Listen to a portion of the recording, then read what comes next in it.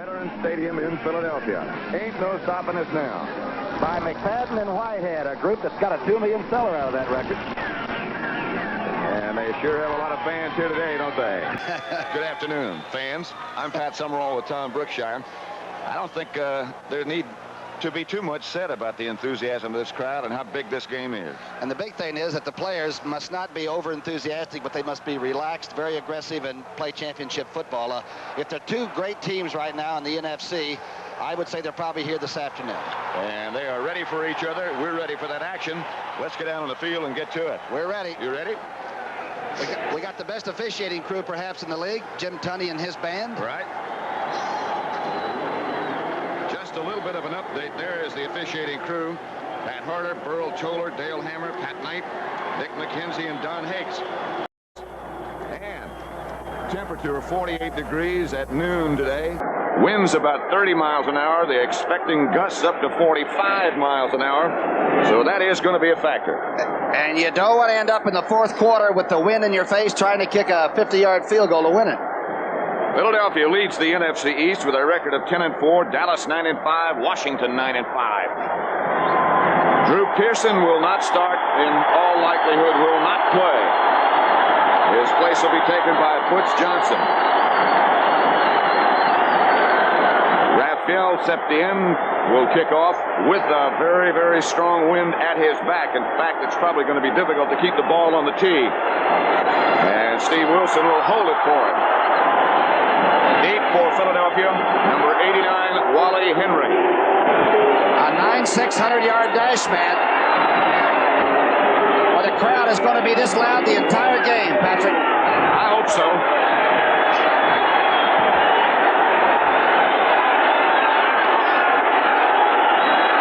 Septien. And a kick will soar deep into the end zone, and Wally Henry will wisely keep it in there. The Eagles will operate with the ball first from their own 20-yard line. Let's look at their offense. All right, Stan Walters at 278 will be working on Harvey Martin. Wade Key against perhaps Randy White. Guy Morris from TCU. Woody Peoples and Jerry Sizemore, the big Texas All-American. Wide receivers, all the running backs first, Wilbert Montgomery and Leroy Harris, and Ron Jaworski, the quarterback. Randy White is starting, by the way. First and 10, Philadelphia from their own 20. It's going to be difficult to hear throughout the afternoon. What an enthusiastic crowd. Here is the fullback, Leroy Harris, number 20, for perhaps one, no more than that. All right, John Dutton is playing with the strained knee. The Giant at 6'7", playing in Too Tall Jones' spot. He's got to have a good game. Dutton made that tackle. Larry Cole's in at the great tackle spot he likes so well. Randy White is limping but playing hard as ever. And, of course, Harvey Martin is firing out. Those are the Dallas linebackers. Mike Hickman, Bob Brunig in the middle, and D.D. Lewis, the veteran. The secondary, Barnes, Kyle, Hughes, and Harris. Second and 8.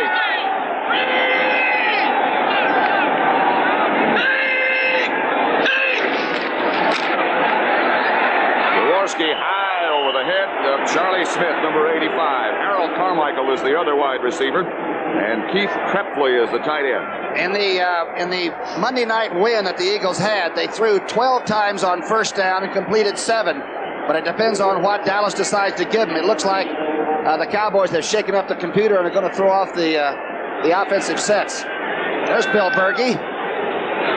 He was hurt against New Orleans and hasn't played a lick, but the knee is A-OK for next year.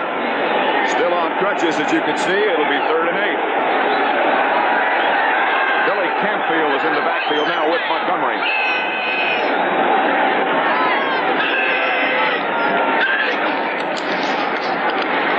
Jaworski. Picked off on a rebound by Randy Hughes. Hughes to the 10. Inside to the 8. It'll be first and goal. Dallas. Guy Morris made the tackle. A big turnover by the team that's had trouble getting the ball, the Cowboys. That's Randy Hughes' second interception of the year. His other one helped beat Cincinnati. Good pass protection blocking. Thornton's handled by Sizemore. The ball is really hot, though. And Campfield just coughs it up. It looked like Billy Campfield fumbled it. I didn't know who hit him in there. Here it is from behind Jaworski. He throws it I believe it's Benny Barnes that made the good defensive play. Benny Barnes. It'll be first and goal from the 8 for Dallas. Butch Johnson and Tony Hill, the wide receiver. That is Johnson coming in motion and going back in the other direction. The Eagles jump. I believe they made contact. Charlie Johnson. And that is the kind of enthusiasm we said you have to temper. If you can hold early and get settled out and get hit a few times and get the bats going through your helmet, you can stop doing that. That time, the first movement, and Charlie Johnson was going on movement instead of snap. The Dallas offensive line usually will line up just like that. And Carl Hairston says Donovan is the best pass-blocking tackle in football. Herbert, Scott, Fitzgerald, Rafferty, and, of course, Rayfield Wright. Rayfield Wright is on Claude Humphrey, and that should be a tough battle. Roger Staubach, of course, is the quarterback. Tony Dorsett and Robert Newhouse, the running backs. The receivers usually Tony Hill, Butch Johnson, and Billy Joe Dupree. Right now, they've got 3 tight ends in the game. Jay Salvi was the man in motion. Robert Newhouse, the ball carrier. And another penalty marker is down. I think it's going to be illegal procedure against Dallas. All right, good tackle by Reggie Wilkes, number 51, and also Carl Hairston. This is off Donovan's side with Billy Joe Dupree as the tight end on the outside. A great blocking tight end. Oh, they tried to finesse the Eagles. They pulled with a negative trap like they were going outside, and the Eagles didn't bite. Somebody did.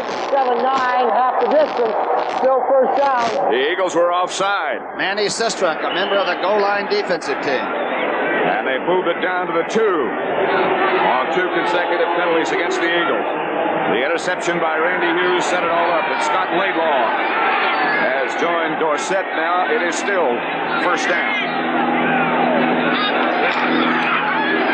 Staubach in the direction of Doug Cosby. Woo! But the coverage was good. A very unusual call on first and goal for the 2. And Randy Logan got away with putting his elbow out and just hooking the 6'5" rookie from Santa Clara and going with him until the ball was on the ground. Oh, it's tough not to chuck, boy, except for 5 yards at first 5. Here's that defensive front 3. And Humphrey is the leader, but Hairston is the top sack guy with 14. It seems to me that when you have first and goal at the 2, you don't finesse, you attack. Second and goal. That's Newhouse. Not in, but close. Manny Sistrunk made the tackle. It'll be third down, Dallas. Inside handoff. This is the basic bread and butter stuff. Not fancy. Man in motion is Saldi. 3 tight ends. They pull Scott. And that time Newhouse tried to go back where the pulling guard left, and this time the Eagles reacted again very well. Oh, great play by Sistrunk. Right over the blocker.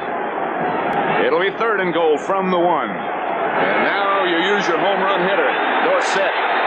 And stretch him out wide somehow.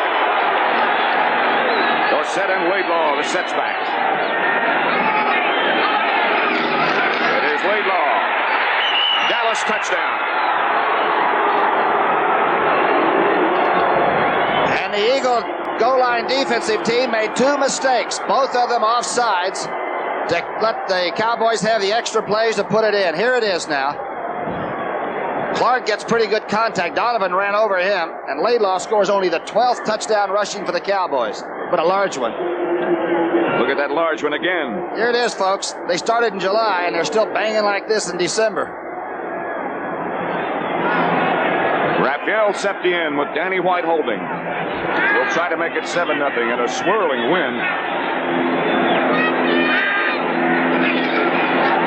And got it. The Cowboys break on top after the interception by Randy Hughes.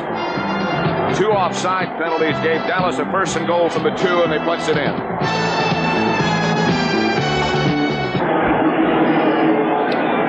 Raphael Septien will kick off with a vicious wind at his back. Big turnover. Dallas Cowboys intercepting Jaworski's first throw. Deep is Wally Henry. Septien lines deep again. But this one could be returned. From the 2 he starts. Good wedge up in front of him. Out to the 25-26 perhaps. Bruce Hunter Eagles lead the entire NFL in their kicking game. It's a plus and minus yardage and return, against and for. And that's a big part of football. Stiles, who came from San Jose head coaching job, is the one that's taken that over for Vermeil. They have two good kickers. Tony Franklin, the place kicker, and Max Runiger is the punter. It'll be at the 26 where Ron Jaworski breaks him out. And Montgomery hasn't carried the ball yet, but Wilbert's in there, right? Wilbert and Leroy Harris are the deep backs.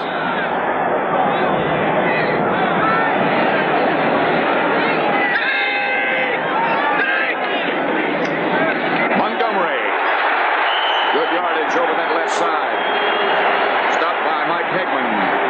That time, Brunig, the middle linebacker, fired right into the hole, but they blew him out. Leroy Harris got a pretty good block. Here's a quote by Ron Jaworski. I certainly agree with that statement. But it's a tough thing to do, to read people back quotes they made early in the week. 2nd and 4 situation, Philadelphia, against Dallas. Line of scrimmage, their own 32. Harris is near a first down. He might be a yard shy. They're running off Stan Walters' side with the last two plays. Walters is the 278-pound left tackle. And Harvey Martin is the great pass rusher that steps outside. Looks like they got it. They did get it. Of course, that's a good way, too, to neutralize people who pursue, like Randy White and Harvey Martin. Nothing wrong with that. It's almost better to run at them and at least find out where they're ringing the bell. First down at the Eagle 36. Dallas leads 7-0. And Dallas sets up the flex defense. Montgomery at the line of scrimmage, hit first by John Dutton. And Randy White came underneath. Big play by two people we didn't think would even be playing for Dallas today. Dutton, so far for the Cowboys, has been coming off the ball slowly. Look, he's in the flex now. He's got a long way to go make up. He cuts to the inside, fights the pressure, and he is a moose. Look at Randy White coming from the backside. That's the reason the flex is tough to run against. So it's 2nd down and 7. Ron Jaworski, the Eagle quarterback. And Jaworski drops. Looking deep for the tight end, Keith Treplay, almost intercepted again by Randy Hughes. There were 4 Cowboys surrounding the intended receiver. Larry Cole put on the pressure. Well, the ball went sideways. It might have been because of an overthrow. It might have been that the wind was blowing or gusting, but I think he just let the ball slip out. He gets a big rush by Larry Cole, might have caused that. And actually, Harris and company looked like they had an easy INT and fought each other for the ball. A lot more Cowboys around than Eagles. Yeah, Hughes and Harris could have fair caught that one. 3rd and 6. A 3rd and 7, make it. Campfield joins Montgomery in the Eagle backfield down. Carmichael hasn't had a ball yet either, the 6'8" receiver. They operate just inside the 40. Dallas fakes a blitz, and it's not a fake. Jaworski throws outside, intended for and hitting Carmichael, but he's out of bounds. Wow. Aaron Mitchell on the coverage. Carmichael caught it, out of bounds. Unusual defensive call, the blitz in the Eagles' territory. Cowboys don't usually blitz until they get the ball in their territory. Here's a drag by a 6'8" receiver who was attempting to catch a ball for the 111th straight game. He gets one giant foot in and one giant foot out. Mitchell didn't have bad coverage, did he? Not bad. Max Runiger is number 4, the Eagle kicker, kicking against the wind. Steve Wilson, Wade Manning back deep for Dallas. Good kick. Woo. Good kick. Wilson with a fair catch signal up wisely. Watch Carmichael again and check his relationship to the sideline. All right, you're behind number 7, Ron Jaworski. That's Billy Campfield blocking. Boy, Thornton made a heck of a rush on Jaworski. There's one. 1.5. Not good enough. Every week he says that. By the way, that's his 30 mission raincoat that he flew at World War II in. I think that's a new coat. Dallas, first down. operating at their own 22-yard line with Butch Johnson in motion. That is Newhouse looking for and finding some running room. Stopped by Carl Hairston. I asked Charlie Johnson, the nose guard, number 65, what is his read at the middle guard, the nose man right on Fitzgerald. He said, if I have to think about it, it's too damn late. And that time, actually, Charlie took the left side, and Newhouse ran to where Johnson, sort of vacated the spot. Well, they've beaten him one time already. The Eagles trail at the moment 7-0. 2nd and 5.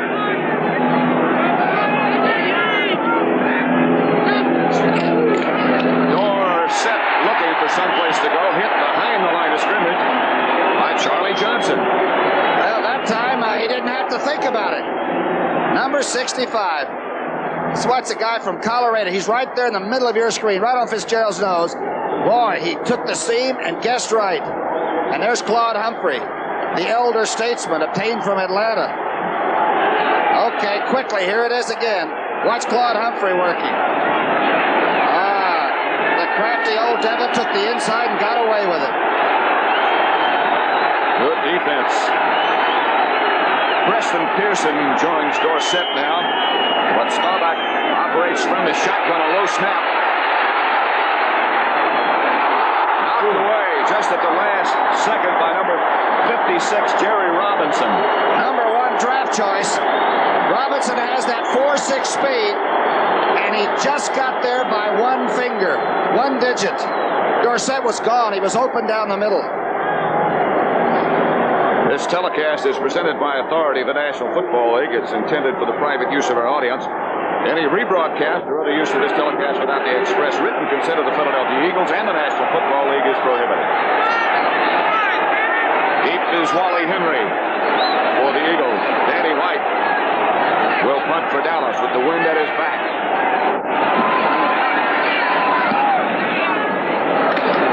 Turning left. And downfield early for Dallas was Benny Barnes, number 31. There were 3 Eagles blocking him that time, or trying to. And the great part about that from Dallas's viewpoint is this was a weak department in game number 1 this year. 7-0. The Cowboys lead the Eagles. At Summerall with Tom Brookshire at Veterans Stadium, Philadelphia. The Eagles have the ball at their own 31-yard line. 9 minutes, 6 seconds left to play first quarter. Jaworski is 0 for 4 so far.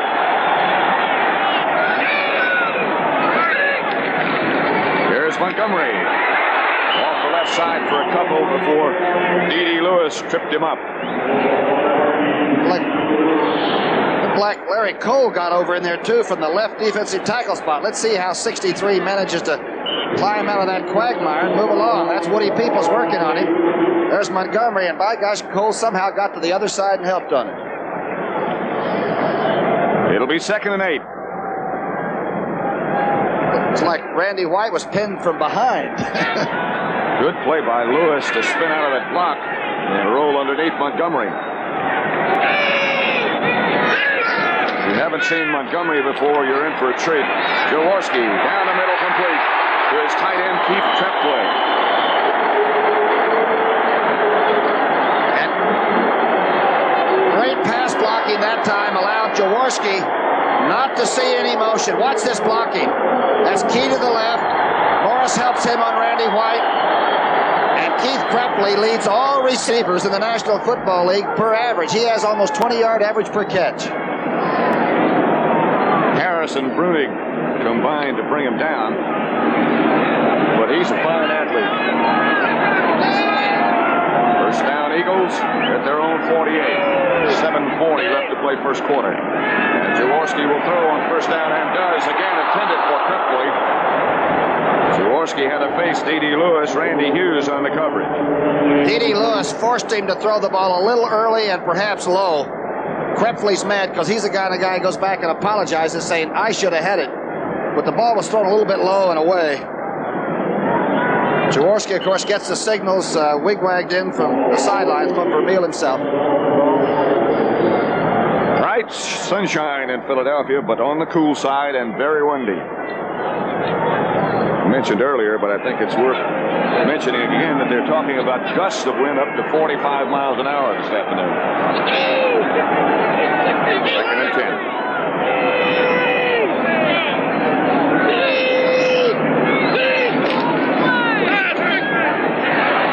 Almost picked off by Cliff Harris. He had it read perfectly. The intended receiver was Krepley, the tight end again. That's the fourth time the Eagles have thrown on second down. Again, in game 1 of this year, it was 12 times on the first down. Looks like Dallas has changed their computer all up. Maybe the human element's what really makes and breaks football games. There's Coach Vermeil with the headset on.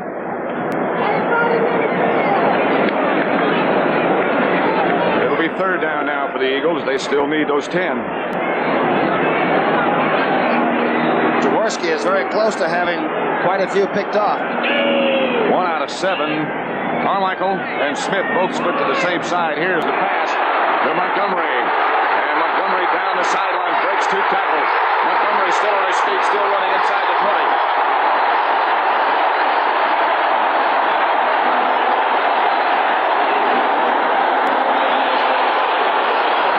That is Wilbert Montgomery's 33rd catch of the year. Watch the big Dallas rush.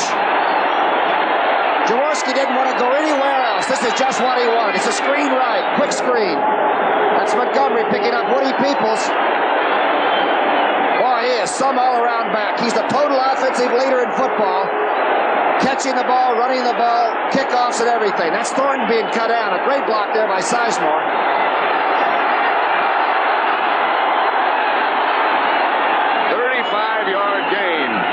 Pass completion from Jaworski to Montgomery. And Montgomery will get another chance. Right up the middle, hit by Bob Brunig first, but he got 3 or 4.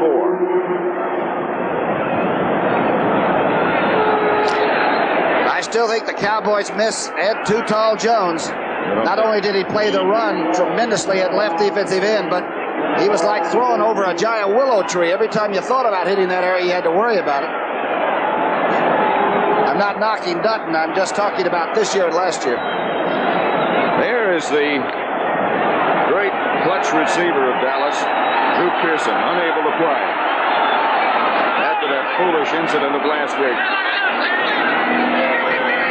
Second and 8. For Carmichael. And Carmichael made a great play to avoid an interception. That was Aaron Kyle out there with him. Boy, Harvey Martin came on Jaworski very quickly. Here's Carmichael now, runs a pretty good pattern. Again, they're into the wind. The Eagles have thought once they get inside the 20, they can do big outs on the corners. Kyle's given away quite a bit at 5'10.5" to 6'8". It's an offensive-defensive play, right? Watch the left of your screen. They ought to put a big train whistle on 79. Here he comes. Off a stunt.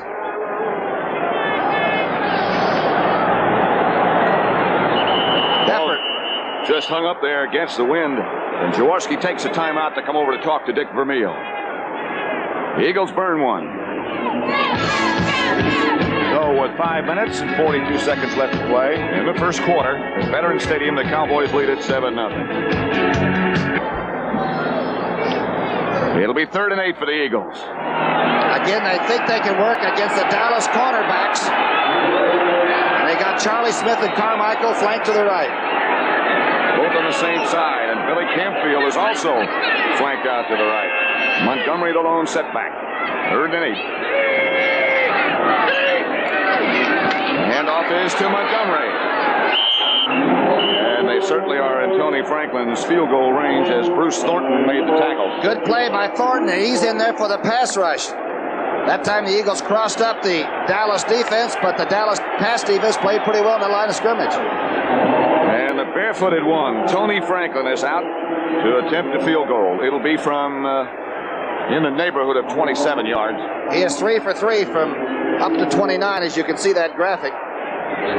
He was hitting from 60 yards in the pregame practice. They'll settle for 20-something right now. Shara is the holder. He got it. It was funny looking, but it was effective. And that side saddle kicker has a lot more goalposts to kick through, doesn't he, because of the wide angle. He likes this artificial turf, too. He's got to get an artificial foot. It's cold. That thing must be numb by now.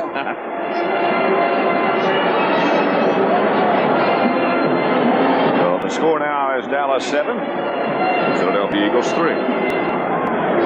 We were talking about kickoff coverage these days, and the Eagles actually go with larger players figuring to run over a few blocks rather than the smaller guys that can be knocked out of their lanes and allow a big return. We'll see if Dallas has improved their kickoff return. We have to get a bigger computer. Ron Springs is number 20. And again, Franklin, with difficulty keeping the ball on the tee, will have somebody hold it. Does that bother a fella kicking off? Sometimes it does, yes. It bothered me. Mentally or physically? Both ways. Is it psychosomatic or not, right? Richard Blackmore is going to hold it. Springs comes up to... It's not Springs. It's Wade Manning, who swings around to the outside and goes out of bounds at about the 32-yard line. Ray Phillips made the tackle. And John Spagnola helped. And Manny just a little bit quick, huh? A lineup of bowl games coming up on CBS. The Sun Bowl, which we will do in El Paso. Washington against Texas on Saturday, December the 22nd. The Blue-Gray game on Christmas Day. The Peach Bowl featuring Clemson against Baylor on December the 31st. Cotton Bowl, Houston, Nebraska, New Year's Day. The East-West Shrine game and the Senior Bowl on January the 12th.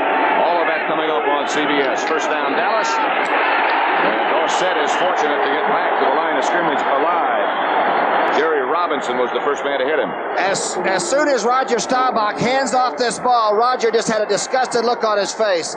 They're expecting some kind of a different defense out of that 34, and the look they got was not what Roger saw right from the start. That's Johnson. It looks like Jerry Robinson going over the top again, the young linebacker. Vaughn Humphrey was one of the first to arrive as well. It'll be 2nd and 10, no gain for Dorsett.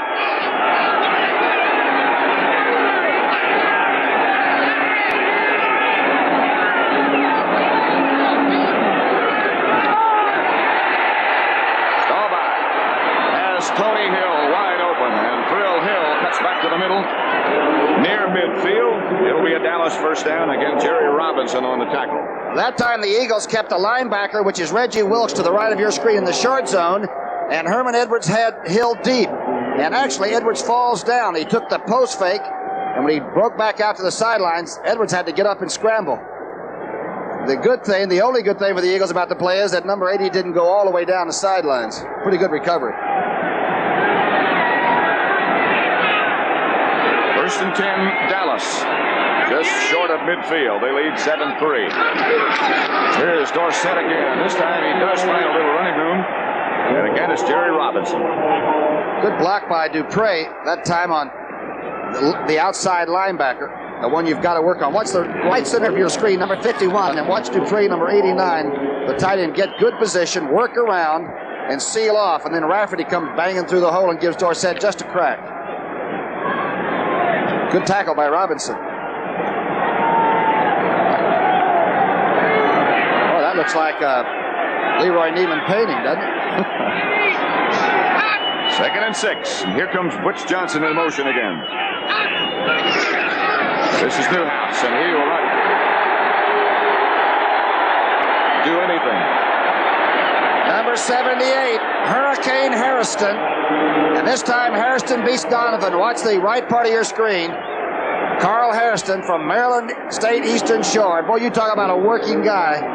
255. Leads the team in sacks, an all-time record of 14. And he's a 7-day-a-week football player. It's good defense. LeMaster was there, too.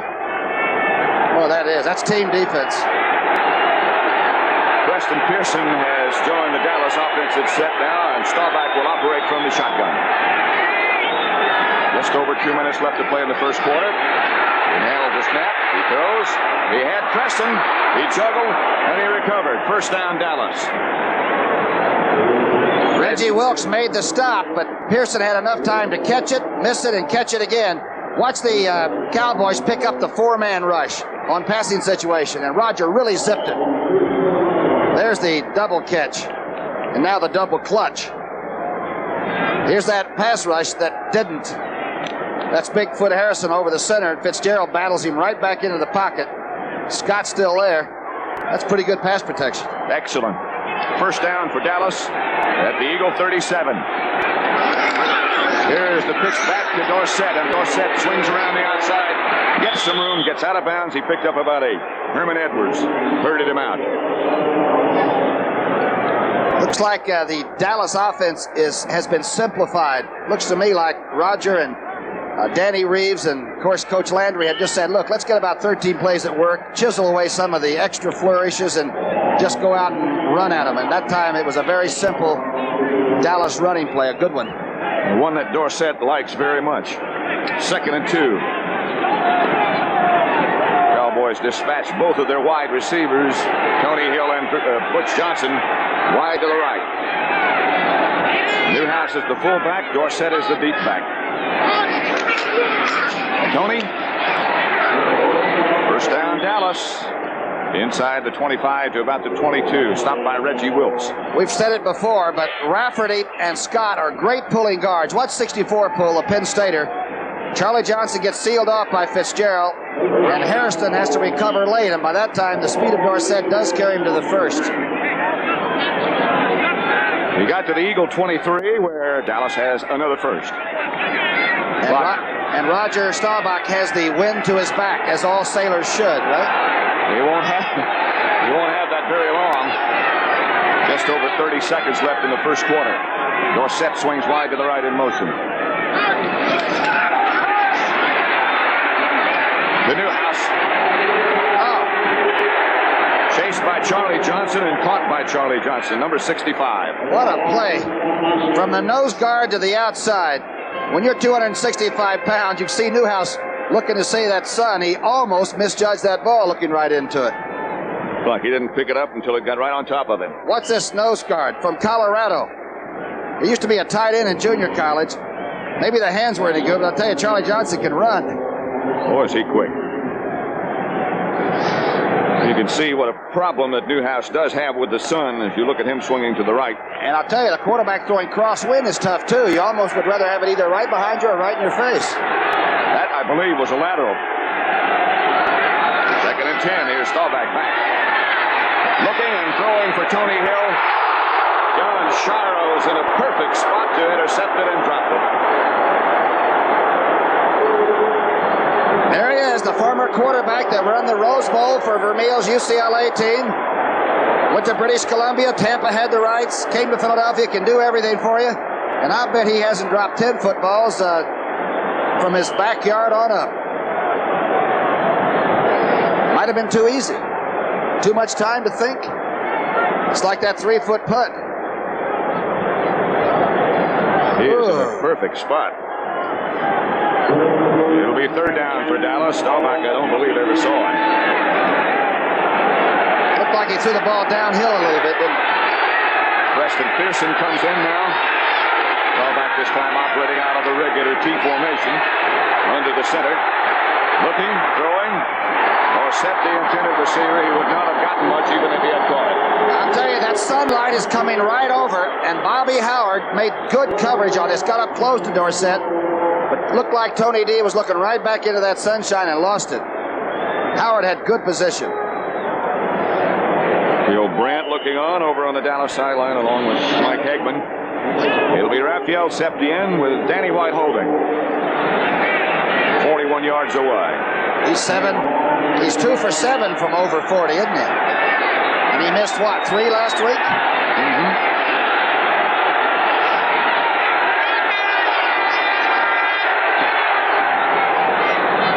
He got this one with plenty of distance to spare from just over 40 yards out. Looks like he's gotten used to the new cooking of his bride of a week ago. 10-3 Dallas leads now. The Eagles, of course, won the first meeting of these two teams. And do have a playoff spot, whether they win or lose, but that home field advantage all the way through is important. Don't forget, at 4:30 p.m. today, 4:30 Eastern Time, CBS Sports Spectacular, World Cup skiing and the 9-ball pool championship. I'm going to watch that. I've been working on my game a little bit, just sharpen up for the Super Bowl week. You'll be home by that time, won't you? Yes. And I know you'll be watching. Enthusiastic Philadelphia Eagle fans. Biggest thing that's happened here in a long time for football fans. FDN chases Wally Henry back deep into the end zone, and he will stay there. That would be the last event to occur in quarter number 1 at Veterans Stadium, I should say. It is Dallas 10, the Eagles 3.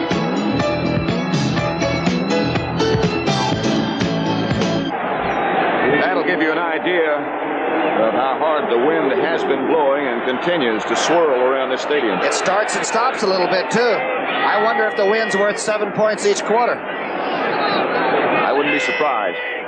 The Eagles have Jaworski giving to Leroy Harris. And Harris is swarmed on by the Dallas defense led by John Dutton. This play's got to be setting up something else. It's about the slowest offensive play from the Eagles book, with the slowest offensive running back, Leroy Harris, the 230-pound fullback, who's a good blocker. Wilbert Montgomery, by the way, only has 15 yards,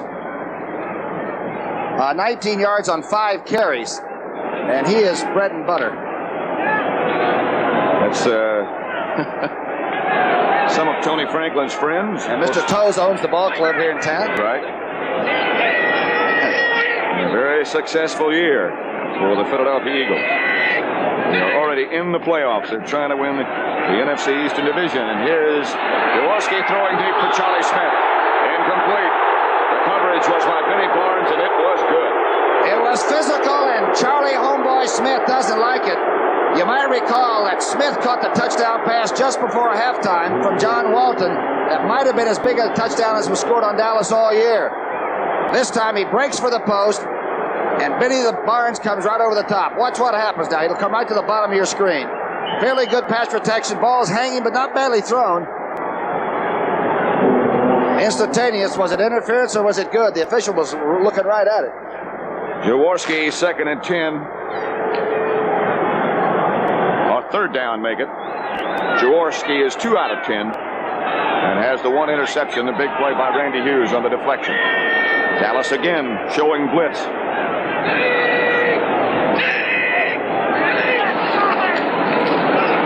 Jaworski with good protection has Krepley. And he almost has another interception as Aaron Kyle had a shot at it. Randy Hughes on the coverage. Now the blocking held up for Jaworski that time, but they got penetration.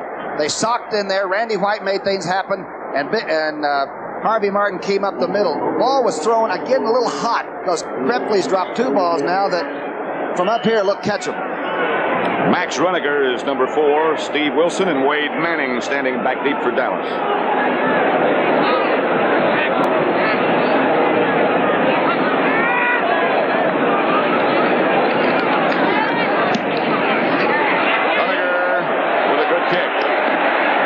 Back and goes over toward the sideline and out of bounds. Line of scrimmage when Dallas takes over will be their 34. 43-yard kick by Runniger. 13:54 left to play in the first half. Dallas leads 10-3.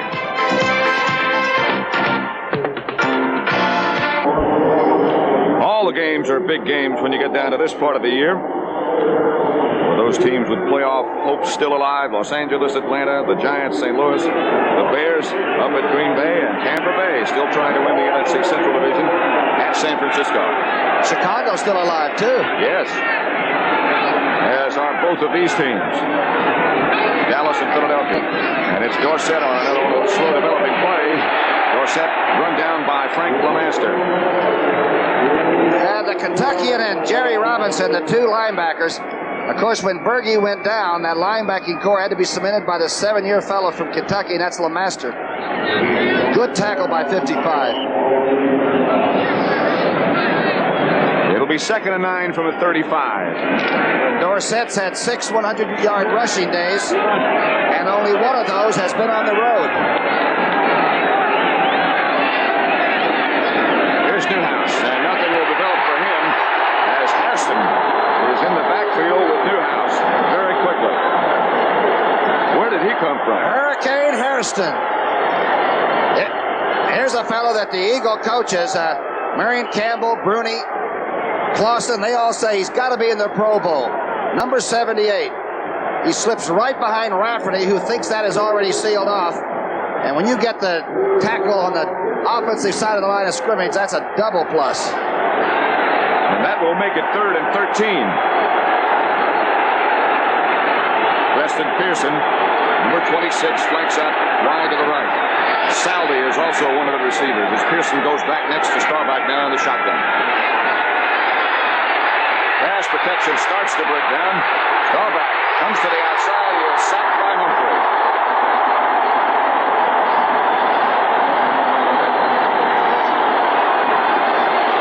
That is Claude Humphreys, 10th sack of the year, number 87. And the fans are beginning to act like they're in Philadelphia now. They must have been sitting on their hands that first quarter. Actually, they were trying to screen. The Cowboys were trying to screen to Preston Pearson, and the Eagles smelled it and stuffed him. And Danny White comes in to punt for Dallas. This time against the wind, Wally Henry standing back at about the 30.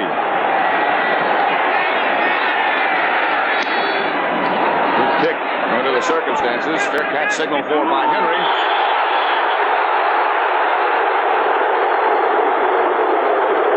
Mitchell was the Cowboy who came down and slipped. It appeared he ran into Henry and he hurt himself.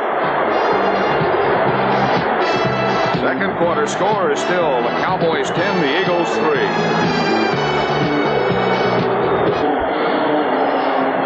3. Watch Mitchell's right leg and you'll see what happened. And once that carpet firms up with that shoe, it is impossible to move it. He was helped off. We'll get word on that as soon as we can. Jaworski and the Eagles operate from their own 37. Look for Smith. Now he looks deep. Now he runs away from Cole. He throws. It was intended for Leroy Harris. Knocked loose. And I mean knocked loose. Another Cowboy player is down. It is Randy Hughes. And all of a sudden, the Dallas team is very thin in defensive backs. This is supposed to be a fake screen and then go down for a deep post play. It's all covered. Carmichael's covered and picked up. Now watch Hegman really stick the fullback. Bam! Incomplete.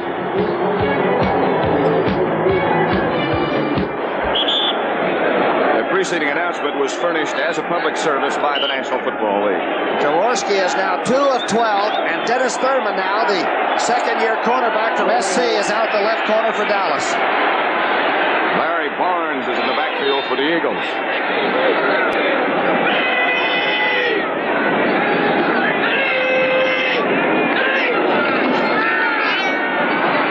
Jaworski with pressure from Cole. Throws over the head of Wilbert Montgomery.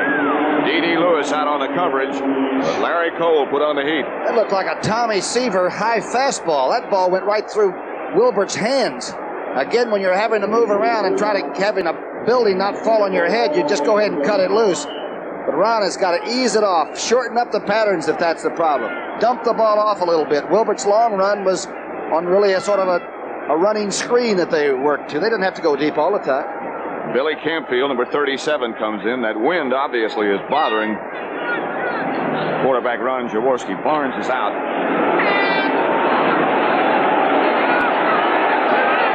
Carmichael split out wide to the left. Lewis comes out to give Kyle some help. Jaworski back. Campfield. Eagle first down in Dallas territory. D.D. Lewis made the tackle. A good call. Throw, and that time Stan Walters, the big tackle. Watch this pass blocking.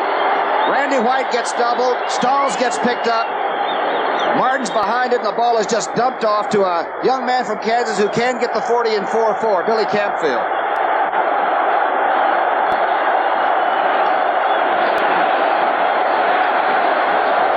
Shorter is better sometimes.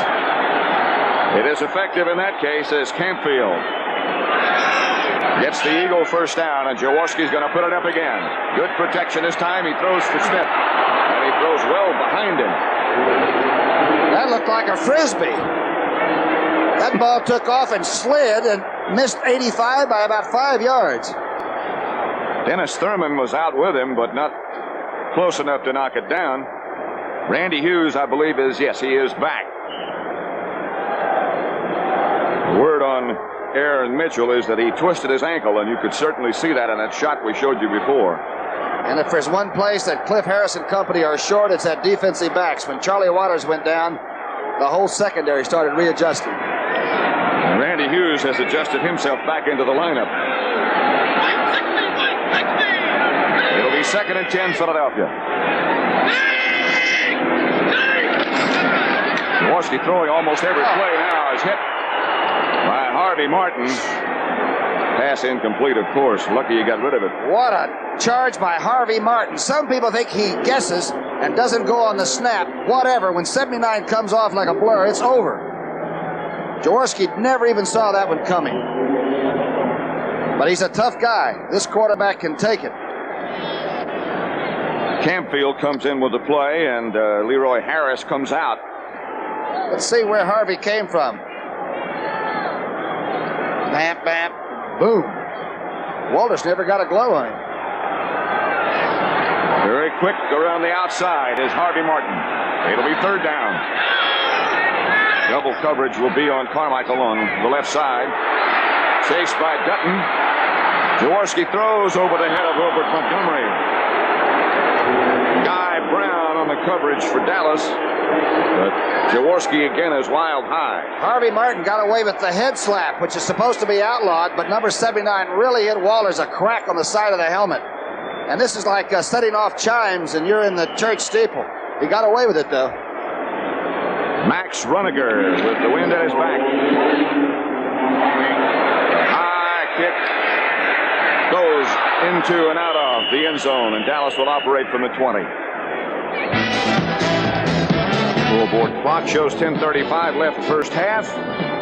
Dallas up by 7 points.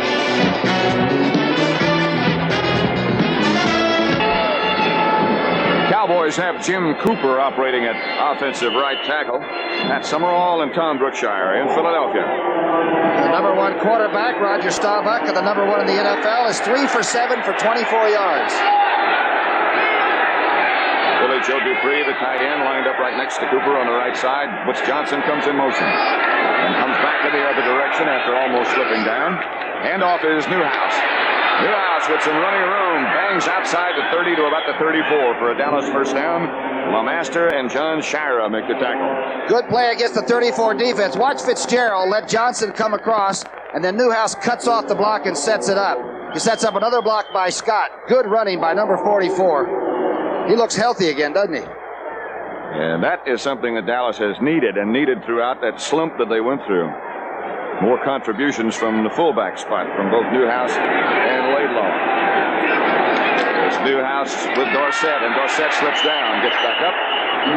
Got perhaps a yard. I wonder if that's in the shadow down there. That's the Butch Johnson just slipped, just going in motion, and Dorsett spun out there. Maybe it's a little damp at that end of the field or something. Rained all day Friday, and that could cause it to be a little bit slippery. Don't ever count a team out that's had, 14 consecutive winning seasons in this league? Meaning, of course, the Dallas Cowboys. The Eagles made the playoffs last year, as you know.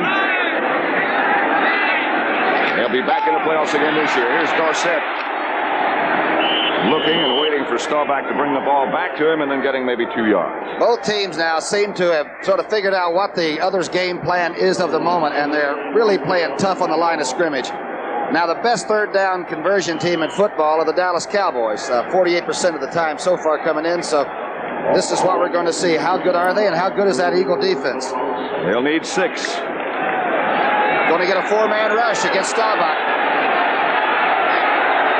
Staubach operating in the deep spot.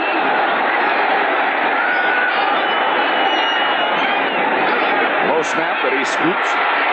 He throws to Pearson, and he's got the first down. Week after week and year after year, in the clutch situation, he seems to be able to get open. Well, the thing is, it's a big game, but watch how loosely and firmly Roger throws this on 3rd down. Now watch the throw. He gets a little heat, too. Right on the money. Herman Edwards makes the tackle, but the ball was thrown. It was zipped, but it wasn't overthrown. Dallas first down at their own 48. Clock running with 8 minutes now left in the second quarter. Dallas up 10-3. Johnson in motion. Dorsett the ball carrier.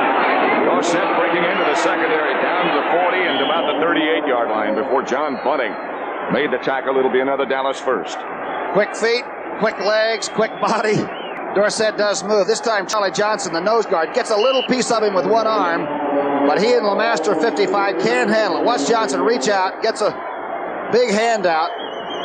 They split the linebackers. That's just straight ahead. Not very fancy. This time the Cowboys look physical. Good block by Fitzgerald.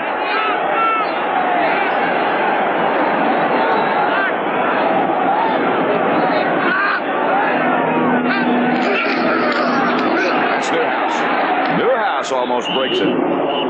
Gets good yardage. Notice how he sucked it right up in there, waited for the defense to react to where they thought he was going, then he broke right off behind it. Dallas defense has played superbly so far. This is the big quarter for the Eagles scoring, and that last series was a pretty good defensive series for Dallas. Newhouse going over to get reshoed. And out of a horseshoe. It'll be 2nd and 5. He got 5. Scott Laidlaw has replaced him now. Number 35. He scored the Dallas touchdown. Tony Hill in motion.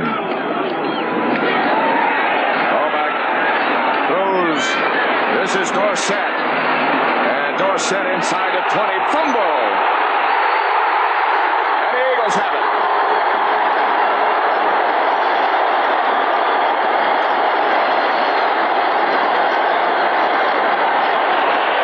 I believe it was Herman Edwards who made the recovery. That's the 19th fumble that the Dallas Cowboys have had, and Tony Dorsett is down. And it was a great play. It's a screen back. Watch this. Dupre is to the top of the screen. He goes ahead by himself and clears things out. Roger play acts. Here's the block on Humphrey by Cooper. Outside, Scott gets a good block as the play starts. And here's where the ball went up for grabs. Robinson, Jerry Robinson made Dorsett fumble again like he did that Monday night. And Herman Edwards made the recovery. Dorsett is still down.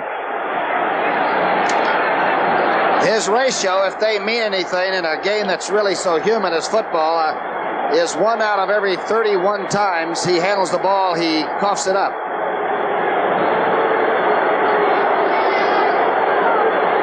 Dorsett looks like he just, if you can minimize it, got the wind knocked out of him.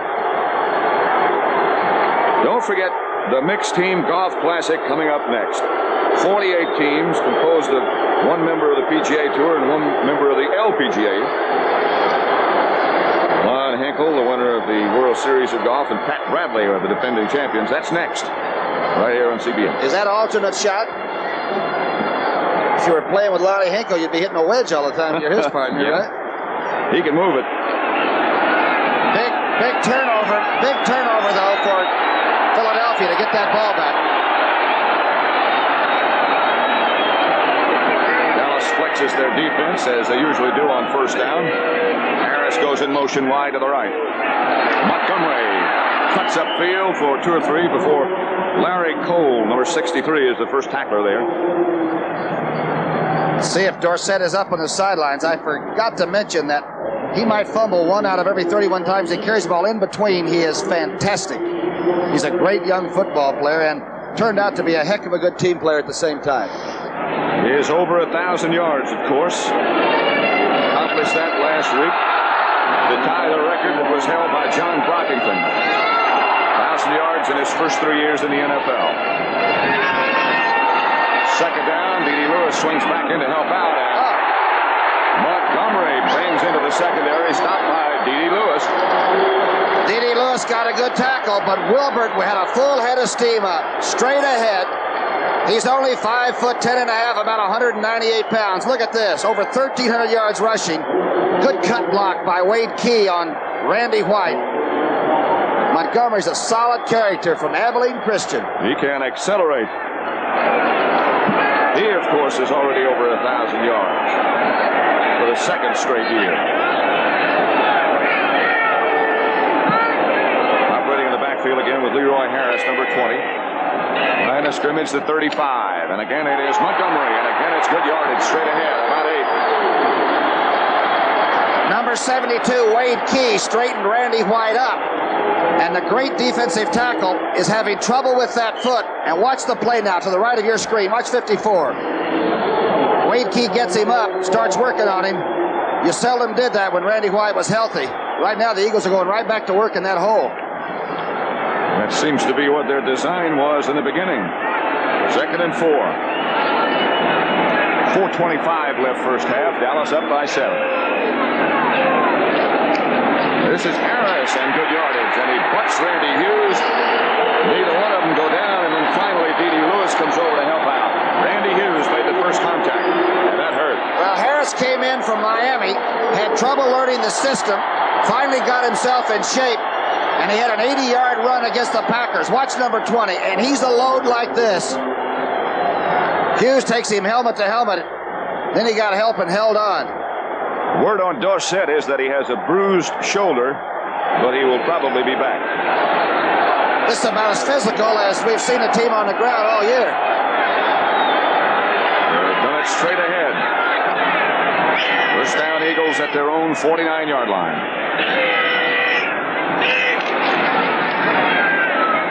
Jaworski for Carmichael. Got it.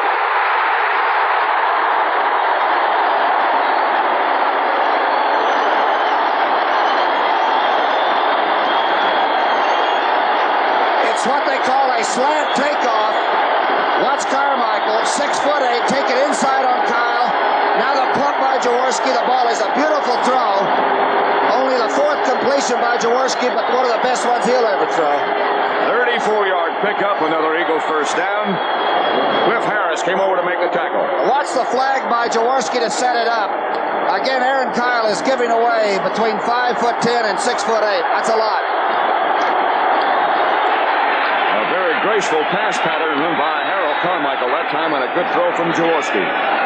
First down, Eagles at the 17, and Montgomery goes down, wrapped up by Brunig, and D.D. Lewis. There's Tony Dorsett. He also takes punishment extremely well. He's no All-American that just got in to score touchdowns. He's a good football player, just like Wilbert is. He had his fumbling troubles the first 10 games. He had like 12 fumbles, and since then, Vermeil made him go home with the ball and sleep with the football. You notice the last couple of times Montgomery has carried the ball with both hands.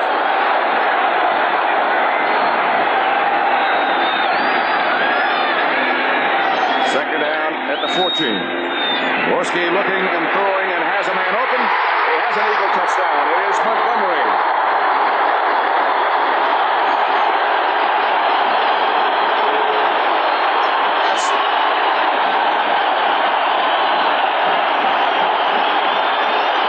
Drive after the turnover. Jaworski, the fifth touchdown catch by Wilbert Montgomery. Yeah, you're right. This game's being played in Philadelphia, all right.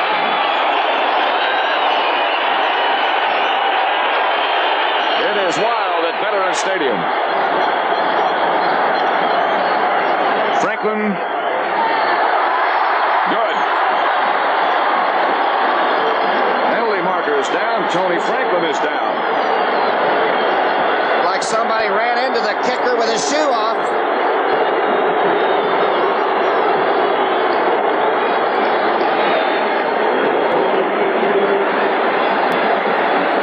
Looks like it's his left ankle that could be the problem. Here's the touchdown again. From a pro set, the fake goes straight ahead to Harris. Wilbert just gets by Hegman, and number 58 never had a chance and had very little help deep. That was Randy Hughes that made the contact with Montgomery just before he went into the end zone. Looks like Franklin is okay. His fellow kicker, Runiger, comes out. He's a tough little dude, the guy from Aggie Land down in Texas. Told you what he told me earlier, that the thing he missed the most was Mama's meatloaf and gravy. Gotta be tough to go around barefooted on a day like this. I thought you were going to say to eat Mama's meatloaf. I could agree with him.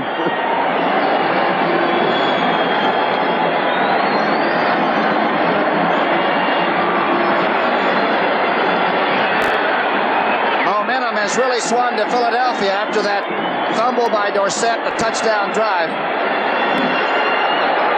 Don't forget today at 4:30 p.m. Eastern Time, the CBS Sports Spectacular, World Cup Skiing, 9-ball pool championship, and the highlights of the WBC Cruiserweight Championship.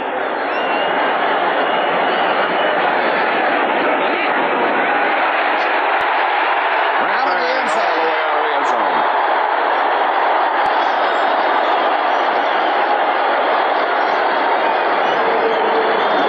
Seems to be okay. He's recovered. By the way, Wilbert Montgomery on that last drive had 21 yards rushing and 14 yards in the TD on pass receptions. That bowl lineup again. Saturday, December the 22nd, Washington against Texas in the Sun Bowl. El Paso, good team from the Pac-10, right? Right. The Blue-Gray game on Christmas Day, the Peach Bowl, Clemson Baylor, Monday, December 31st. The Cotton Bowl, Houston, Nebraska, New Year's Day. Ron Springs has replaced Dorsett. Johnson in that reverse motion. And Newhouse, the ball carrier, score tied at 10. With 2.5 minutes left to play first half. You wonder if the wind in the quarter that you get the wind at your back is worth that 7 points. These two teams are sort of jostling for position. But the turnovers are important, aren't they? It has been so far worth that 7 points. Interception by Dallas and a fumble by Dallas.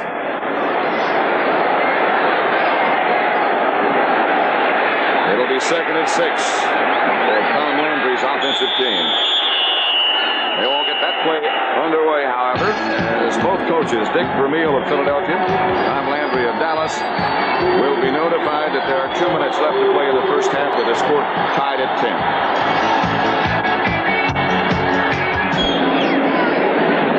Summerall with Tom Brookshire at Veterans Stadium in Philadelphia. 2 minutes left to play in the first half. You wonder if Dallas will try to get down and give a field goal shot, or if they're willing to go in with a 10-all tie and try to get Tony Dorsett taped up and back in the lineup. Right now, Ron Springs will operate at tailback. Dallas has all 3 of their timeouts remaining. Philadelphia has 2 left. Starbuck is 5 of 9 for 45 yards.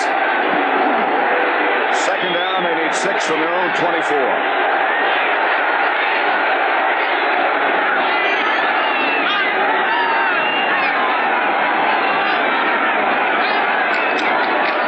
Springs, the ball carrier, and he bangs straight ahead outside the 30 for a first down for Dallas. LeMaster on the tackle, but a good run by Springs. A straight ahead play when perhaps the Eagles were looking for something else. Let's see what happens here.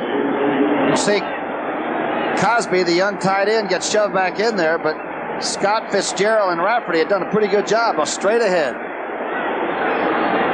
LeMaster finally on the tackle, but a clutch first down by the Cowboys. Clock still running with 1:25 left to play in the first half, and the score all tied up at 10 apiece. It'll be Springs again, and Springs for about 5 more. Looks like Dallas is going to be content just to run out the clock. Great job by Rafferty at right guard, number 64. He helped Fitzgerald first on Charlie Johnson, the nose man, then went through the linebacker. Watch the very bottom left of your screen. He goes over, seals off, and then cuts through for a linebacker. And that little extra effort by the guard allowed Springs to find a crack. Another good job by Fitzgerald. Clock still running, and they might be considering a change in plans now as they continue to move it upfield. They might start to call a timeout or two. Back to Newhouse, and Newhouse outside the 45 to the 47. Again, LeMaster has to make the tackle. And now what? Okay, Fitzgerald against Charlie Johnson. Which side does the nose man take? He plays the pressure, gets cut off, and that time Claude Humphrey couldn't make up the difference. Newhouse really runs well at setting up blocks, doesn't he? He sure does. Dallas does decide now to call a timeout with 28 seconds left to play in the first half. They still have 2 more. And the one thing that the 34 defense gives you is a little opening to throw down the middle if you can make those linebackers react. Tomorrow here on CBS, the regional games, Los Angeles, Atlanta. The Giants will be in St. Louis, Chicago up at Green Bay, and Tampa Bay against San Francisco. St. Louis played tough all year long. On opening day, Patrick, you were doing tennis. The Cowboys had to beat this team by 1 point, and it was an option pass by Springs that beat the Cardinals that day. The Cardinals played tough, I thought, all year. Operating now under their new head coach, Larry Wilson. Forget to stick around at halftime for Brent and Herb Cross, who is here in Philadelphia, and Jane Kennedy, of course. Dr. J, Julius Irving, came up in the booth a minute ago, and he's back. Of course, the 70s say, hey, there he is. We will be talking to him a little bit later on, and you'll be seeing him on Christmas Day. Against the Bullets, against Elvin Hayes and company, huh? Right. Ron Springs and Preston Pearson operate behind Roger Staubach, and on the draw play, it is Preston Pearson. Going absolutely nowhere. Reggie Wilkes read it well. Reggie Wilkes, the biology major out of Georgia Tech, a big young linebacker at 6'4". He really wrapped him up. He's one of the linebackers that has arms that look twice as long as yours. You look like you've got him blocked all the time, and he can reach over and grab. Dallas will simply let the clock run out, and the Eagles will return to their locker room tied with Dallas 10-10 at the half. Been a hard-hitting, tough first half, and I don't imagine the second half will be any less exciting.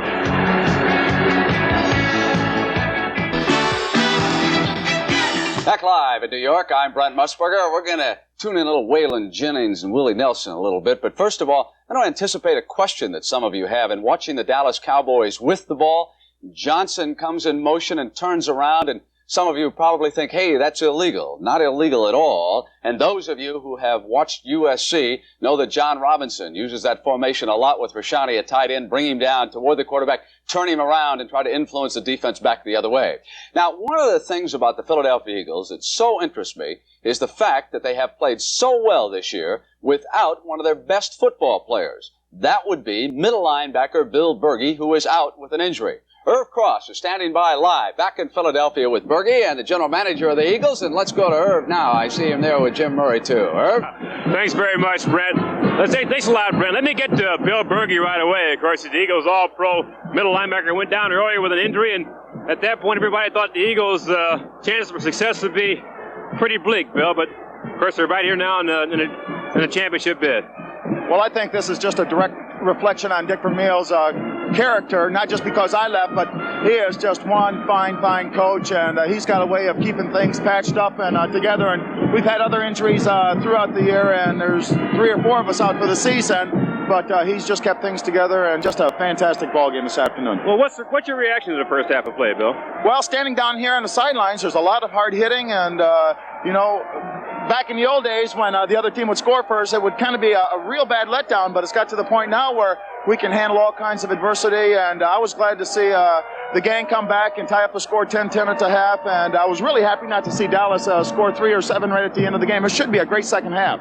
Thanks a lot, Bill. Of course, Jim Murray's the general manager of the club. He's sitting here smiling like a Cheshire cat. Why? I know there's a lot of excitement down here, Jim. Tell us about it. Well, Irv, this is Philadelphia's finest hour. This is our greatest day. It's a great moment in sports.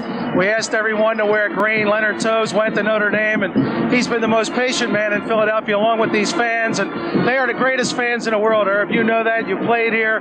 We're making every Eagle proud. Everybody's wearing green today. It's St. Patrick's Day. It's New Year's Eve, and God is good. It's just the most beautiful thing that could happen, and we're happy that you're here, that you're an Eagle, and I think that the fans are seeing the kind of football game they thought they'd see. Okay, thanks a lot, Jim. Brett? All right, Herb. Smiling like a Cheshire cat because that cash register is ringing oh so merrily back there in Philadelphia. Jimmy the Greek, you see anything in the first half that surprised you, and how would you look ahead now to the second half? No, you saw two well-coached, disciplined teams playing a great ball game, similar to what we said it would be, that it would be tough right down the line. Starbuck somehow, some way will win it, though. Jane? I think that each of them are still trying to feel each other out. They haven't really found out what exactly works against the defense on the other side. You know, I think that the Philadelphia coaching staff made the big change in that game. They were insisting upon pass after pass after pass, and there was absolutely no rhythm. When the coaching staff finally said, mix in the run, that, of course, led to the good drive, and then Jaworski unleashed his best pass of the first half, that one to Harold Carmichael. And the NFL today will continue on CBS. We have some highlights from the first half of this game, matching Dallas against Philadelphia. And, of course, it was a big turnover that allowed the Cowboys to get in and score the game's first touchdown. But the tip-off might have been the fact they had to work so hard afterwards. Now the wind was blowing. Jaworski was back to throw. He wanted Campfield, and it's tipped, and Randy Hughes with the interception. But it took a couple of penalties to help because the Eagles said, hey, wait a minute, we're not going to give it away that easy. Then a couple plays later, it was Scott Laidlaw who went in for the touchdown, and it was 7-0 after the extra point. Now, this next play set up the field goal. Good screen pass. Montgomery, with good hands, doesn't give up the football, came right down the sideline. Cowboys held, and then it was Tony Franklin, so it was 7-3. Now, here's the other turnaround, and, of course, it's going to be Tony Dorsett. This has been his problem in the NFL, but still in all, it was on the 23. The Eagles then put together a magnificent drive. They started with the run, and on 1st and 10, they went for this play. They had the Cowboys guessing what they might do, and it was a very well-thrown pass. And Big Carmichael now runs that streak to 111. Now, again, it was Montgomery. Excellent hands. And then Franklin with the extra point. So there we are, all tied at 10. And, oh, what a dandy second half we're going to have back in Veterans Stadium. And let's send you back to the minute. We're going to call it for you. Pat Summerall and Tom Brookshire. Dallas Cowboys 10, touchdown by Scott Laidlaw, and Philadelphia 10.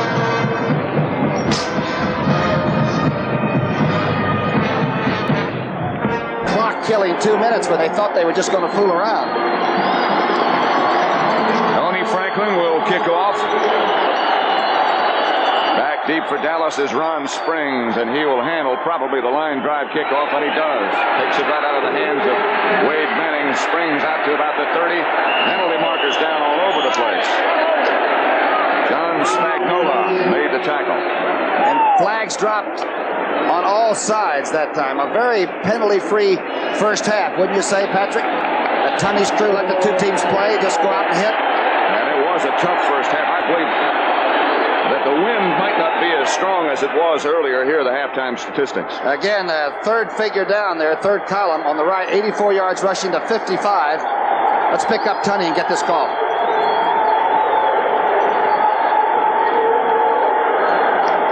Field mic, the microphone on. Jim Tunney is not working, but you saw from the indication that it was clipping against Dallas. Is it Dorsett or Springs? It's Springs at tailback for Dallas. We'll find out about Tony Dorsett in just a moment. Newhouse is the other Dallas running back. Butch Johnson swings behind Staubach in motion. And Rogers going to throw. Does to Springs, who is wide open. It'll be another Dallas first down, and Springs is outside the 30 to the 33. Wow. Will that get your attention when you come out in the first play after a clipping penalty? You throw a pass. Looks like Rogers going to air it out. Man in motion is gone. Here's the remaining back, Springs, to the tight end side. Checks out like he's going to pick up somebody. Comes right across the middle, and the linebackers had dropped off. That's Wilkes chasing. And LeMaster making the tackle. And now he gets some help from Shara. 16-yard pickup. Pass completion from Staubach. The run Springs, the rookie from Ohio State. This will be Newhouse. Burrowing underneath for maybe two, but no more than that. Claude Humphrey led the tacklers. We had heard the Dallas attack was going to be simple. That was simply the old trap block where the offensive center goes over the nose man and they pull the left guard right through the hole. But not much. Only a couple make it 2nd and 8 out at the 34. Opening minutes of half number 2 with the score tied at 10-10.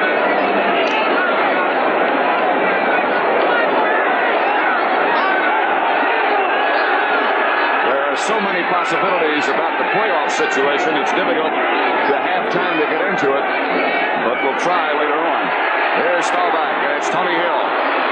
Hill around to the outside, out of bounds near midfield. Herman Edwards chased him out, but it picks up enough for a first for Dallas. And that time Dallas caught Tony Hill alone on Herman Edwards. Remember, Hill had over 200 yards in catches and a big touchdown catch against Philadelphia in that first game. Edwards just wants to control this man. Don't make a big mistake. 13-yard pickup. That's his second reception of the day as he nears 1,000 yards in yardage gain for the year. He and Drew Pearson both should go over that mark. Drew's already there.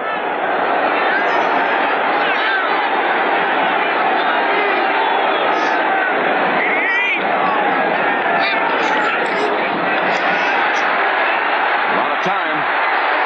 Staubach knocks down. The ball is fumbled, and he got it back. Whoa! A big pass rush by Claude Humphrey and Charlie Johnson, and Roger Staubach got the ball back. Let's see where the pressure comes from. 65 is working against Fitzgerald. That's Scott, 68, looking for someplace to help. Charlie Johnson just keeps going and digging to get past Fitzgerald and cause the fumble. And look at this. Roger Staubach is cool. Johnson comes out.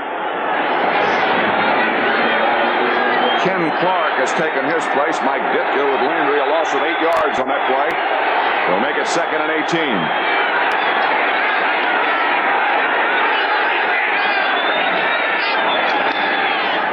Springs looking and finding a little bit of running room. A good strong run by Ron Springs out of bounds over in front of the Dallas bench, stopped by Jerry Robinson. A lot of people have said that Springs wants Newhouse's job as fullback. I'll tell you, he fills in for Tony Dorsett in good shape at the tailback spot. Scott out in front. Rafferty already's out working on bunting. Jerry Robinson makes contact. Springs is strong on the run. Tony Dorsett, word comes to us now, has a shoulder separation and will not be back. So it will be Ron Springs with a challenge. 3rd and 11 with 12:03 left, third quarter. Dupree lined up as a flanker on the left side. In the slot, Staubach goes into the shotgun formation. The Eagles rush 4. The pass intended for Hill, deflected by Jerry Robinson again, who got a hand on it. And look where he did the deflection. It was 35 yards from the line of scrimmage, out of the shotgun. A 4-man rush, good pass protection. Look at this. How about when you get an inside linebacker that's 35 yards down the field? Looked like Shara made contact, too. Danny White will have a chance now to make contact as the Dallas punter is on field. Wally Henry back deep for the Eagles. Somebody gets shot? What was that? I don't know. It scared me. We all jumped. White hits it, and hits it well. Wally Henry lets it bounce, and Dallas will down it. Wade Manning is number 22. And the Eagles will operate from their own 8-yard line, or thereabouts.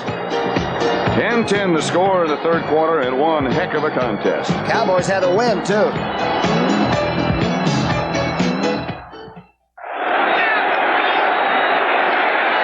Eagles out of the huddle and ready to operate. Gilbert Montgomery and Leroy Harris are the two backs. The ball's at the 7, and it's Montgomery.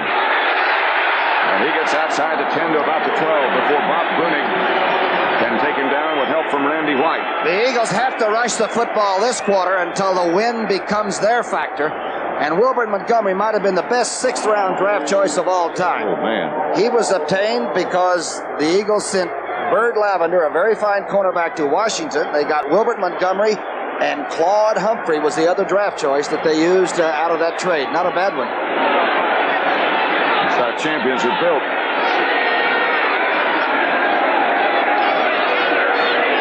Second and 5, and Montgomery will get the carry again. Bowles straight ahead, outside the 15 to about the 18 and near a first down. Randy White again made the tackle, but Montgomery got good yardage. The thing that Vermeil and company have worked with Ron Jaworski on is patience. When you can't throw the ball or somebody's giving you too much defense against the pass, go to your other people. Let's use what we have. We're now an all-around team. The Eagles must rush the football this period. Montgomery has picked up 9 yards in 2 carries, so it's 3rd and 1 as the Eagles use 2 tight ends, Spagnola and Crepwood.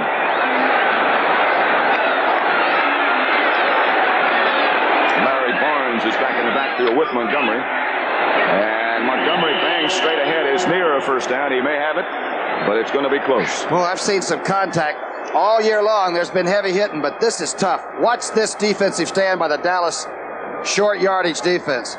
That's Big Dutton. Here comes D.D. Lewis plugging. Aaron Kyle in on the tackle.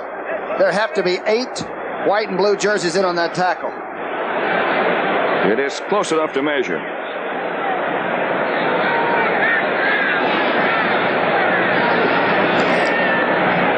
They don't have it.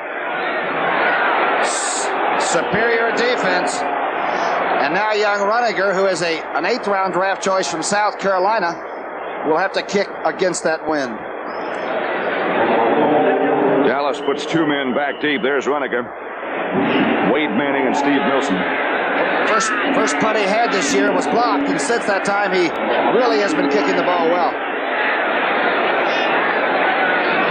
See if Dallas tries to block it or tries to set up a return. The Eagles take a long time, and Runniger takes a look. A good kick. Good high kick. Wade Manning signals for fair catch and makes it.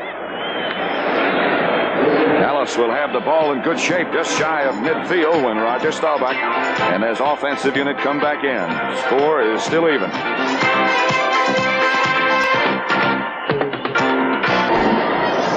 Dick Vermeil. Some guy. Is there a harder working coach anywhere? First time Leonard Toes called him about the job, he hung up on Leonard, so he didn't have time to talk to him. I bet he's glad he called back. Springs for about 8. Taken down by LeMaster.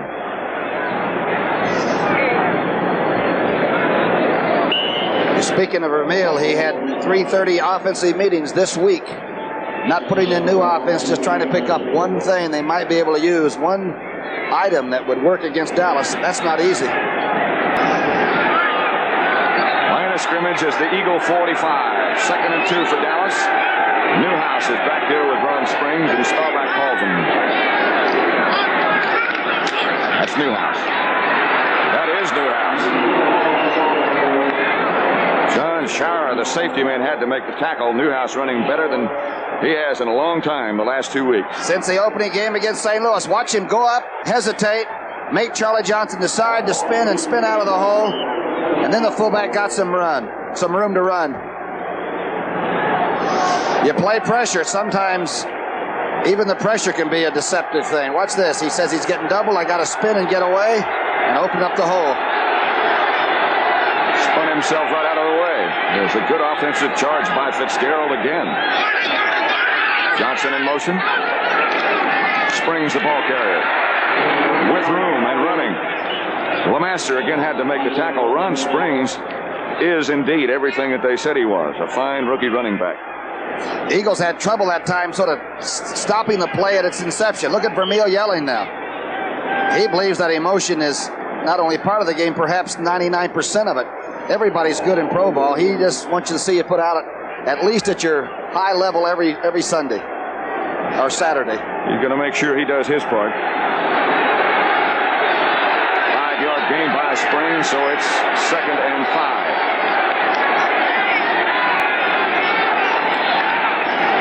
Fake throw to Newhouse. Screen pass to Newhouse. Randy Logan made an outstanding defensive play. Everybody else in that secondary is a free agent, but Logan was drafted out of Michigan, which means basics, right? Schembechler football. The safety man didn't take any fakes. It's dumped pretty well. Not a bad setup. John Bunning was also in there, the linebacker, but 41 had the man he was responsible for head-to-head. 1-yard gain, so make it 3rd and 4. Staubach looking over to the sideline. Philadelphia will win the Eastern Division crown if they beat Dallas today. Or if the Eagles lose today and then beat Houston next week. Well, Washington loses to Cincinnati tomorrow and beats Dallas next week. That's just one possibility. Billy Joe Dupree hasn't been very active against the Eagles this year. Maybe it's time to look for him. They've got a double team on him. Tony Hill has it for Dallas first down. The low catch right in front of Herman Edwards. Some catch. Maybe I was a little premature. Maybe it's not a first down. But Tony Hill came back to say safe, and Herm Edwards made the outside. The weak side, and for some reason the linebacker didn't get in there and cut off that quick slant.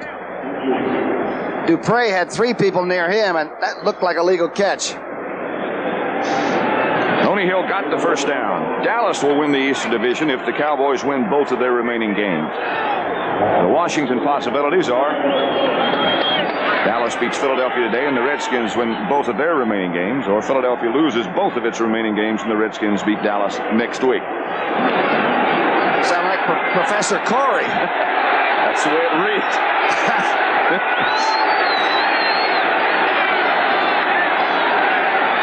From the 25. It springs to about the 20. Claude Humphrey stopped him. Rushing the football against that 34 looks like sometimes it's in 2 stages. The line makes contact and the blocking takes place, and it looks like the back gets there late, but that's the best way it can operate. The blocks have already been cinched up by that time. Can you read anything from Landry's countenance? Never could.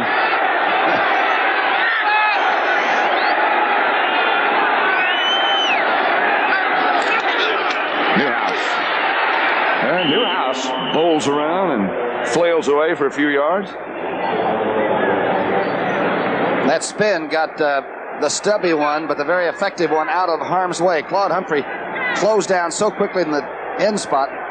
The only way 44 got out alive was to go under his armpit and out the other side. It'll be 3rd and 2 at the 17. Clock still running with 5 minutes, 15 seconds left, third quarter. Dallas operating with the wind at the moment.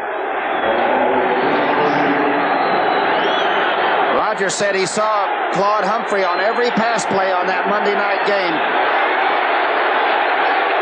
3rd down, about 3. Confusion, and Staubach has to take a timeout, and he will go over and visit with Landry. Get a closer look at that countenance. 10-10, the tie score. Don't forget tomorrow here on CBS, 4 more great games as the NFL season winds to a close. 3rd and 3. Doug Crosby, Jay Saldi, and Billy Joe Dupree all in the lineup. And the Eagles are still in a 34 defense, 3 down linemen. That is Saldi in motion. That's Newhouse. He got it, and more. Newhouse down the sideline. Touchdown, Dallas.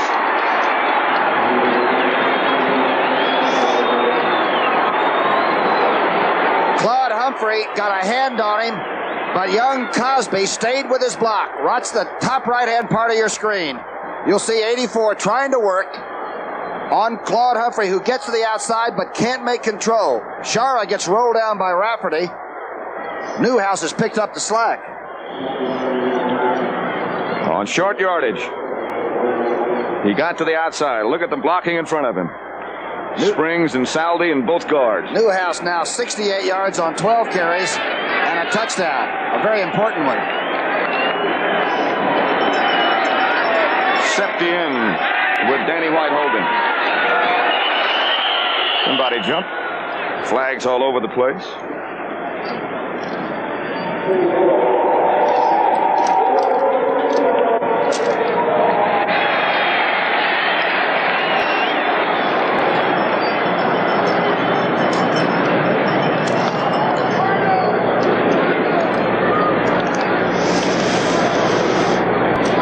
Now you can't even see his face. He's just going to take it.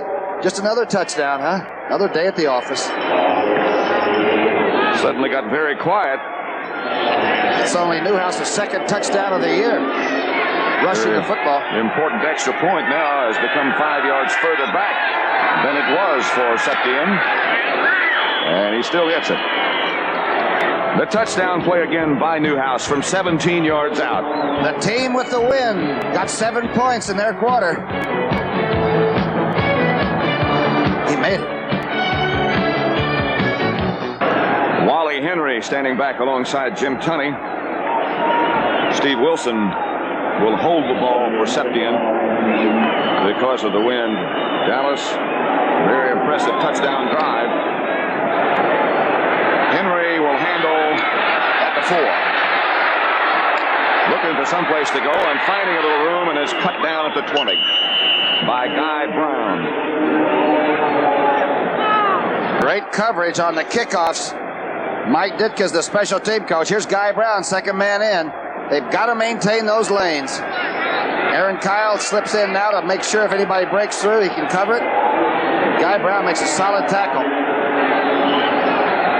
Don't forget the CBS Sports Spectacular today at 4:30 Eastern Time. World Cup Skiing 9-ball pool championship. And highlights of the WBC Cruiserweight Championship. That's just a weight class. Today at 4:30 p.m. Eastern Time. From the 20, Ron Jaworski is the Eagle quarterback. Charlie Smith was in motion, and this is Montgomery. Randy Hughes fought off a couple of blockers and finally made the tackle. And Sizemore stayed with him, the big offensive tackle, but Hughes hit it, spun, turned back inside, and made a good play for safety. The Eagles now must not try to get on the board in a hurry. They have been able to move the football pretty well in this period when they couldn't throw it, and maybe that's the way they should finish out this last 4 minutes of quarter number 3. It'll be 2nd and 5 for the Eagles. After that run by Wilbert Montgomery. Jaworski has Carmichael and Smith split wide to the left. Tight end Keith Krepley is on the right side. He gives to Montgomery. Montgomery is stripped up in the backfield by D.D. Lewis.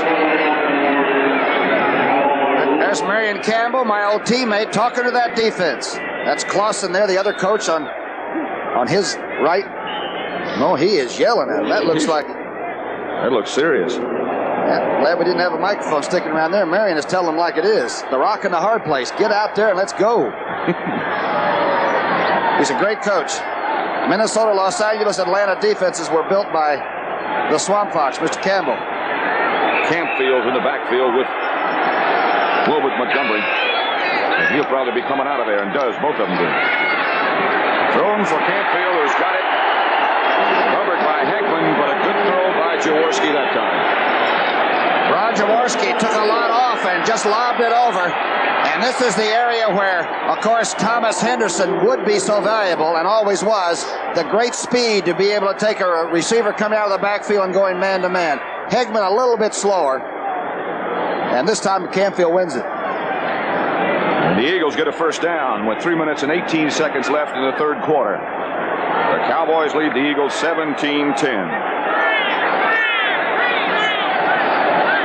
Montgomery and Leroy Harris, the two deep backs.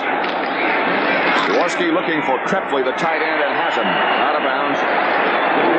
Another good throw. Randy Hughes chased him out of bounds. I wonder if this was an audible. That time Hughes lined up 12 yards deep covering the tight end, who was the last receiver left to that side. An easy out. And actually, Krepley could have gone down another 5 yards and still not made contact. Tony Franklin, the barefooted kicker on the sideline, who was knocked down a little bit earlier, but seems to have shaken off the effects of that. In the event you might have joined us late, Tony Dorsett has suffered a separated shoulder and will not return.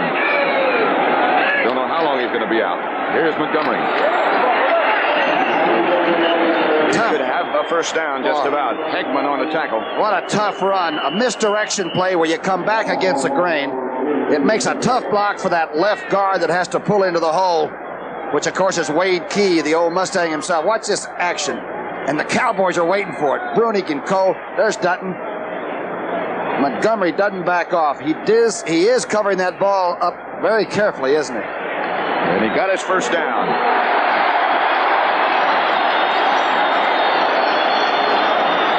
That's a long meeting. And nobody's talking but Marion Campbell. It boils down to the fourth quarter, and defense is really instinctive reaction and aggressive behavior. That's about it. I got a feeling from the look on Marion Campbell's face that he wishes them to be a little bit more aggressive. In the eye is Montgomery deep. Leroy Harris, the blocker, he drops it, fumble, and wisely just falls on it instead of trying to pick it up. Wilbert Montgomery had 196 yards rushing against Cleveland and fumbled late in the game and just was down in the dumps. And Vermeil never stopped giving him that hog bladder. This young man has come back to have the all-time year for an Eagle running back, and he wears well. Very quiet, never says much. Remember, he didn't tell his mom he was playing football down in Mississippi till he made All-State. He had to finally tell her. It'll be second down now for the Eagles in this what looked to be a passing situation. Carmichael and Smith split wide to the left, and Campfield again circles out of the backfield. Looking for Smith or Carmichael. Both of them together over there, number 85 and number 17. Harrell went up there and stayed as long as Julius Irving would allow, and the ball still didn't come down. This is a little bit of a riser. He's in the slot position, breaks to the corner. See that Charlie Smith probably didn't clear out as well as he could have, but good coverage by Kylan Barnes. Another encouraging thing to see is the fact that Aaron Mitchell was back in the defensive lineup for Dallas. Thought he might have been seriously hurt when he twisted his ankle. Jaworski is 7 of 22, Patrick. Straight back this time. Deep for Smith. And over his head. Aaron Kyle on the coverage. And we'll see Runniger again.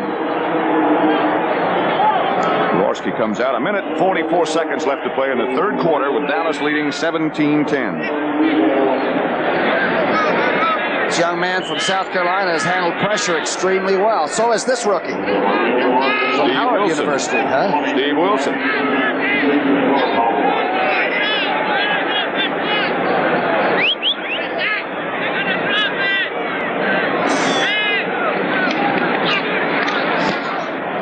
Kick. That's going to hang up there nicely. Wade Manning will handle it.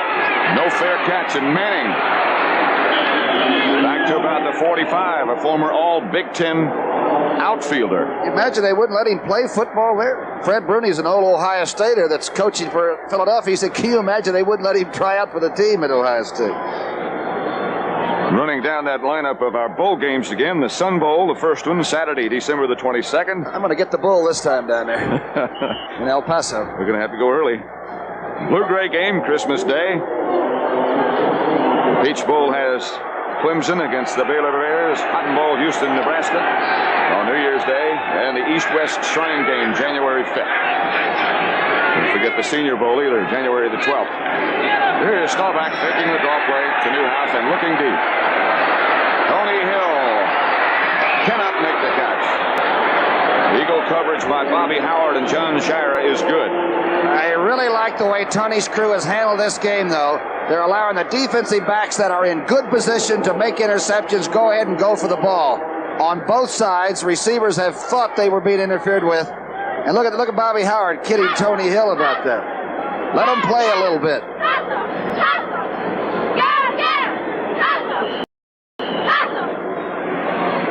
They're not yelling for Roger. No. Nor just to keep warm, I guess. It's an exciting game, isn't it? It was about 40 degrees at game time. Feels a little bit cooler than that now. Second down. Ball back to Springs. And Ron Springs stays on his feet as near another first down. Herman Edwards made the tackle, but Springs behind good blocking on the left side. Is near a first down. Dallas player is hurt. Sorry. Key block was on LeMaster. Watch number 55, the right part of your screen. As Scott, a great pulling guard, just cut him down. Man from Virginia Union really won that one. Pretty good tackle on Springs. The injured Cowboy is Newhouse, who scored the touchdown on a 17-yard run that put Dallas ahead. He's had the lower leg problems a lot of this year, of course. And that is what it appears this is.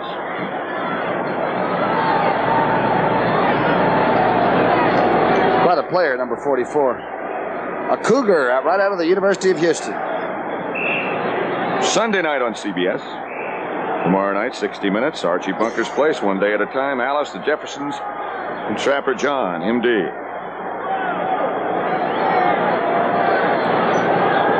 Okay, Robert, start walking on it. All right. Left. And he's saying, I can do it myself. It's like left foot.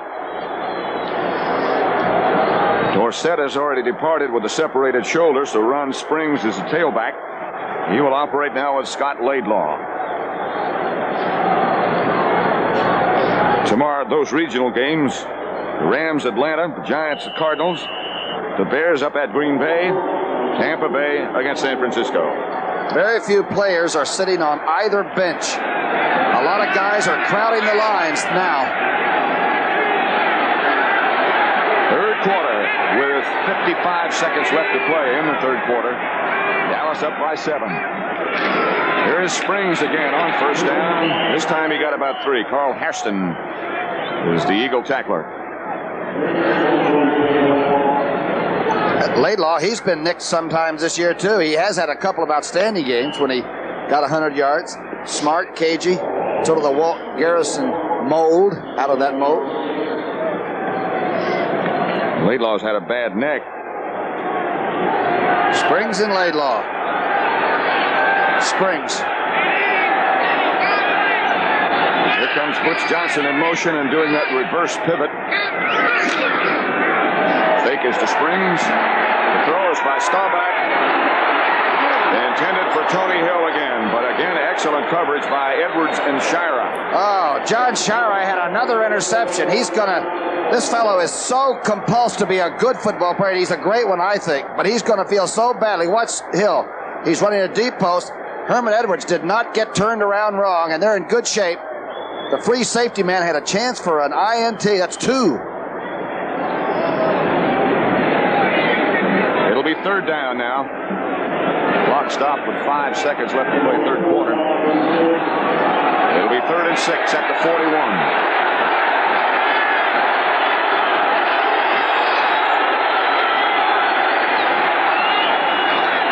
Low snap picked up by Roger. The throw is to Pearson, and he has it again. First down. Pearson back in the lineup on third down. Where did he come from? That's the end of the third quarter with the score Dallas 17, Philadelphia 10. We now pause for a word from your local station. Robert Newhouse looks to be in extreme pain.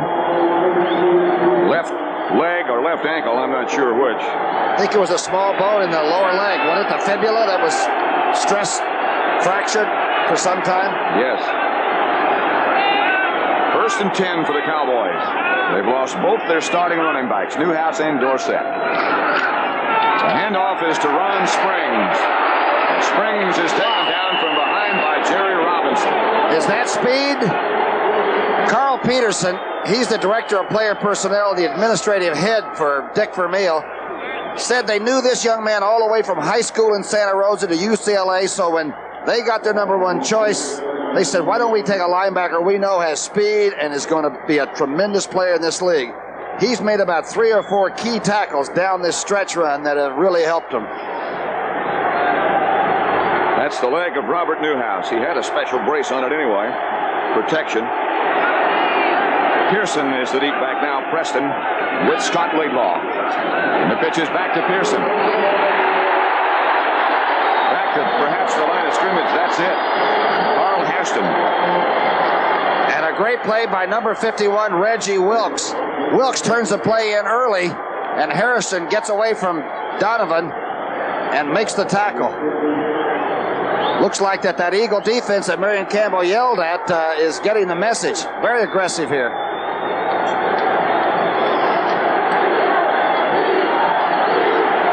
It'll be 3rd and 8. That's how successful Dallas has been on third down conversions. They've got 3 tight ends now, along with Pearson in their lineup. Staubach looking and searching. Staubach scrambles down the sideline, out of bounds, and scrambles to first down. Roger has done this before and in Philadelphia.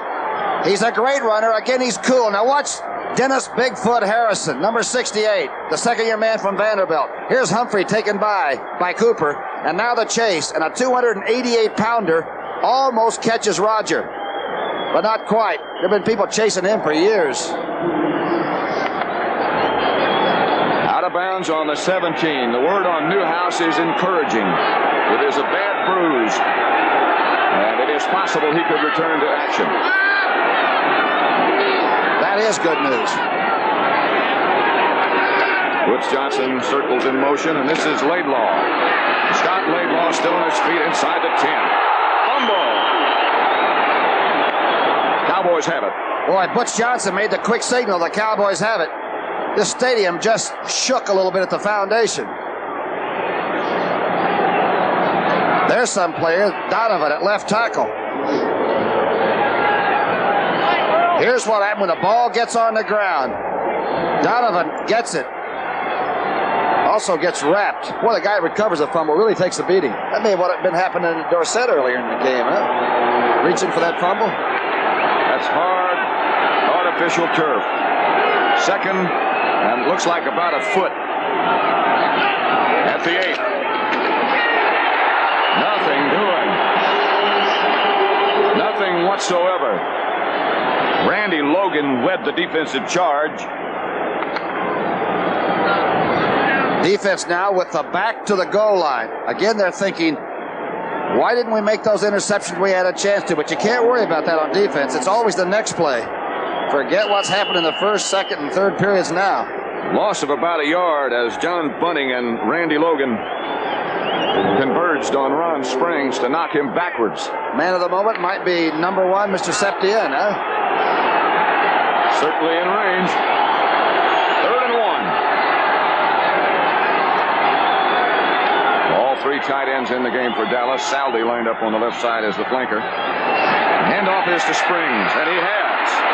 A first down, Dallas inside the 5 to about the 2. For you people that don't know anything about Springs, Ron Springs, his junior year, he led the Big Ten in rushing. His senior year, he had injuries, a little bit of senioritis, and everybody thought, he's an average back. Not really. The Dallas organization thinks he is a superior back. I think they're right. I think so.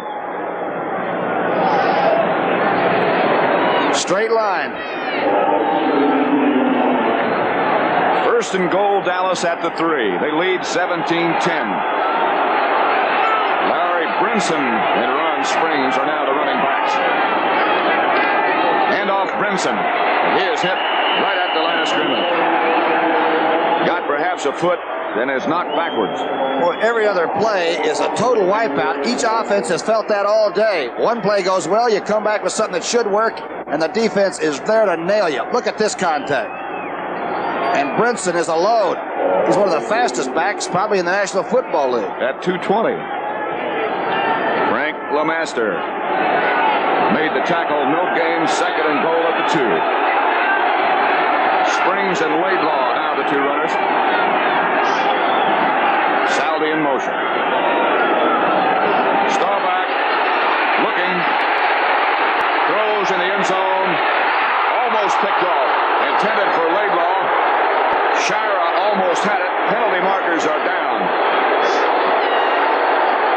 Well, the penalty's going to be for something on the line of scrimmage, but it looked to me like Laidlaw interfered with Shira. He tried to take his helmet off in the end zone, but it's going to be offensive holding. Let's take a look at it. Again, the old cool master, the former Mitty Maxwell Award winner, Heisman Award winner, Burt Bell Award winner. Watch this. Now watch Shara try to get the interception that's been eluding him all day. And Laidlaw undressed him. The Eagles accept the penalty. So it'll still be 2nd down for the Cowboys, back at the 12 now. But it'll still be 2nd and goal.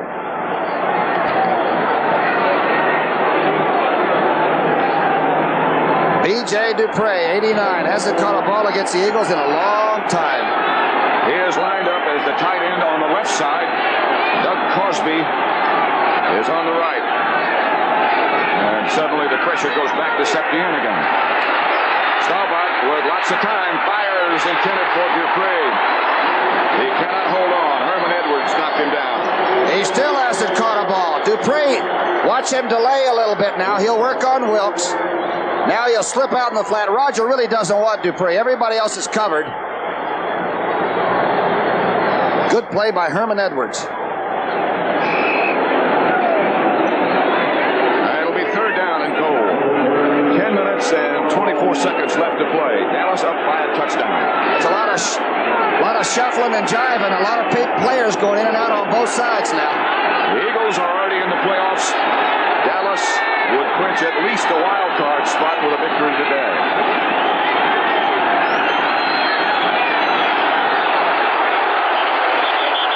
Penalty marker down. Butch Johnson is the intended receiver. I don't believe that was a play. There are two of them back here in the Dallas end of the field, one back in the secondary on the 2-yard line. This may be offsetting.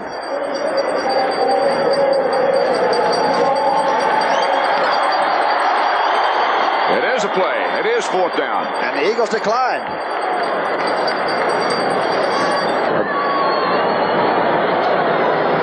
Oh, they took the penalty. They took the penalty. Well, that's what John Bunning I saw over arguing with the bench about what to do. Here's Humphrey charging. The throw by Roger Staubach.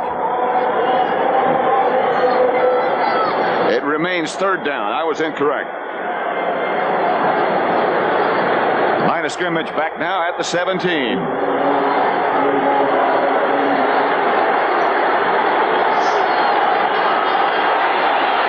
Butch Johnson is out wide to the right. Preston Pearson is one of the running backs, and now is the only running back. Staubach operating firm on the center, not the shotgun this time. Straight back for Tony Hill. Deflected and caught for a touchdown by Butch Johnson. Butch Johnson, who replaced Drew Pearson, and tell me that the Cowboys are an emotional bunch of players. He just missed the pass before this on the penalty. And yeah, he's the fellow that made the great catch back in the Super Bowl against Denver. Watch this one. Spike. Tony Hill spikes it. No, I believe it was LeMaster that hit it first. That's being the man of the moment. Butch Johnson, big catch. Dallas now up 23-10. There's Butch. It's only his 5th catch of the entire season. And his first touchdown. Can there be a larger one than that? With Danny White holding, Raphael Septien. Dallas 24, Philadelphia 10. Sometimes you roll them and it comes up 7.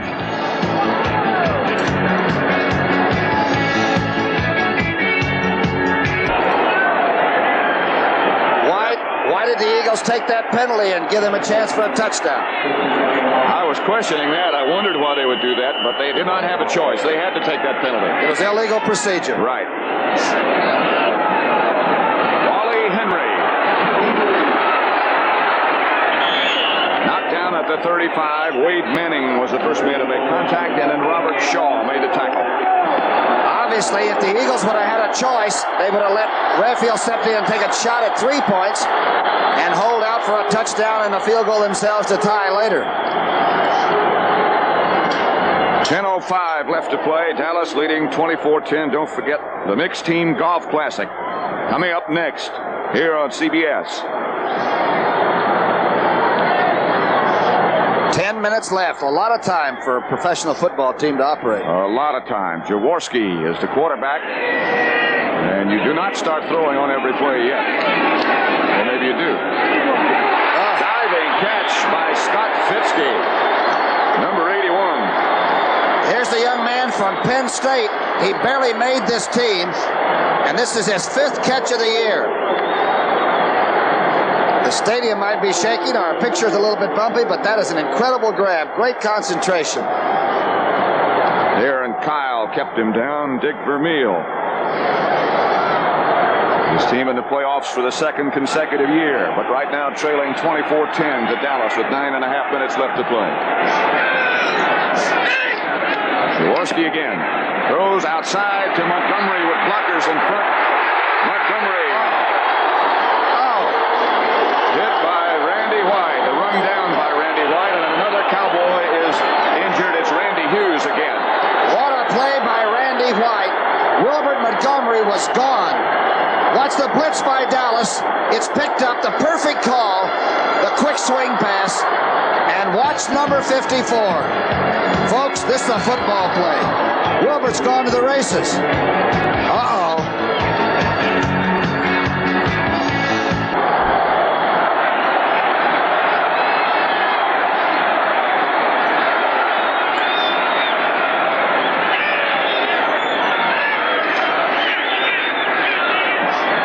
Jaworski down the middle, incomplete, almost intercepted by Dennis Thurman, who has replaced Randy Hughes. Randy left under his own power, and Coach Landry went over and checked on him, then went back to the game at hand.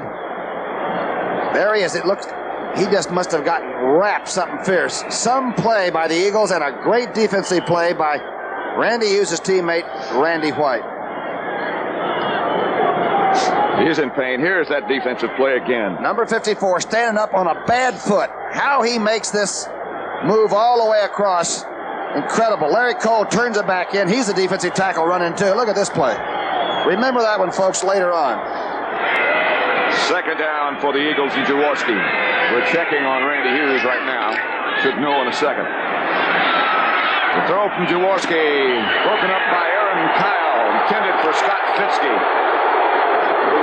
The crowd boos, but that was a good defensive play. A great defensive play by the number 1 draft from Wyoming. And when you've got a great defensive team, people say, what are the weaknesses? They always say the cornerbacks of Dallas, but the reason is that they need the pass rush. In any secondary you're in, you got to have the big rush. And that's a great play. Jaworski now faces a third down situation. 9 of 27 for 155 yards and the interception by Randy Hughes. And a touchdown.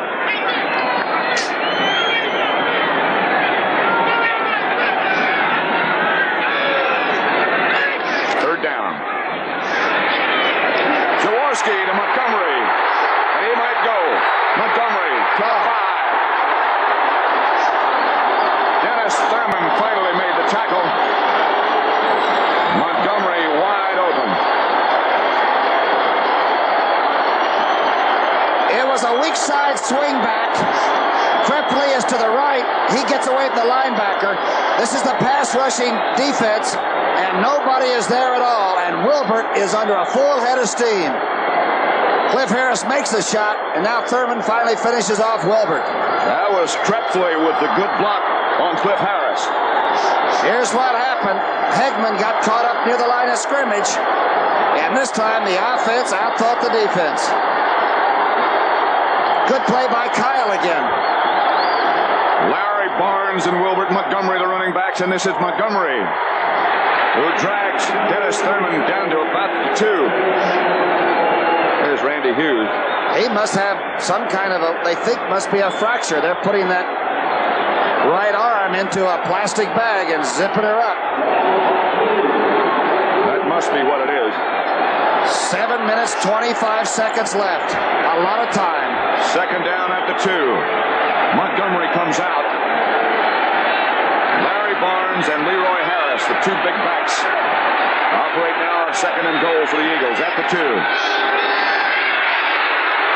No place to go for Thurman. Leroy Harris. And he really got hit. The fullback is down, but he's getting back up. Watch the fullback bounce outside. Everybody gets clogged up. Barnes, the other fullback, was in there to goal line situation. That's Brudig, I believe, coming over from the middle. Harris comes out. Good play by Dennis Thurman and by Benny Barnes. No gain. Third down. Harris is out. It is Barnes and Montgomery.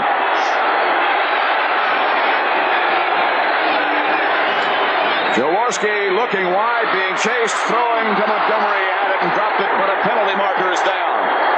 And it'll be a first and goal with 4 more shots from the 1-yard line. D.D. Lewis just reached over a little bit.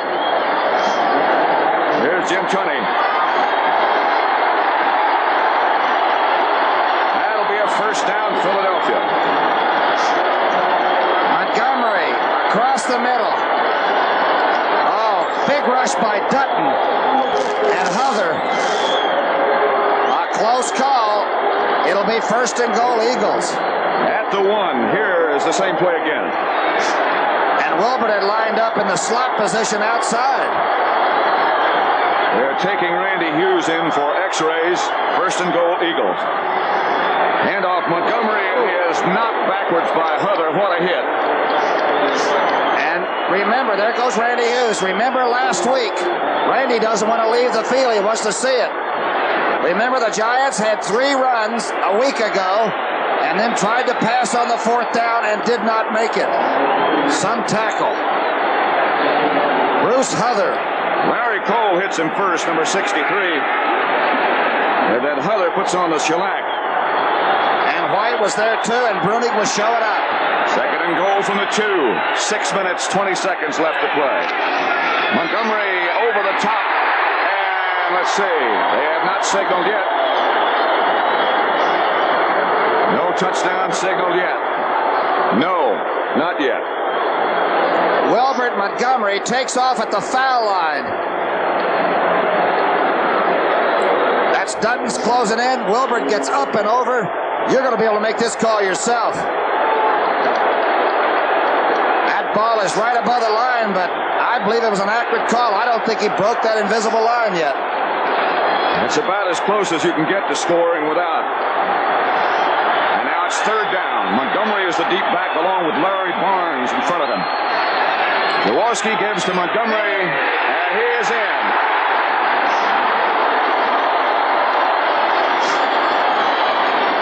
The fumble took place after he broke that invisible line. How close is close?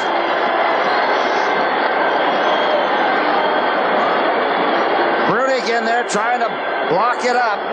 Looked like D.D. Lewis under there too. Good strong block by Larry Barnes, the fullback. Actually allowed Wilbert to jump at all.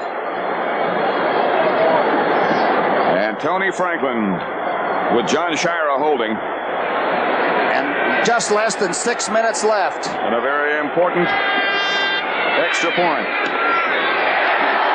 Franklin hits.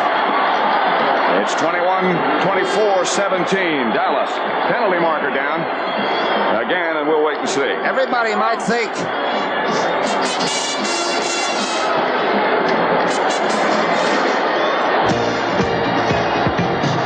that's the situation now as the Eagles come back to within a touchdown. Dallas leads it 24-17. The story of the Eagles scoring drive, 24-17. Pat Summerall with Tom Brookshire at Veterans Stadium in Philadelphia. And the reason the Eagles want this game is because the home field and a week layoff is a very, very big thing for Vermeil and his squad. Those are the standings. The Eagles leading with that 10-4 record. Tony Franklin will kick off from the 40 after the violation on the extra point. A line drive in the direction of Springs, but this is Wade Manning. And he's going to bring it out. Manning spins around at about the 21. Gary Robinson.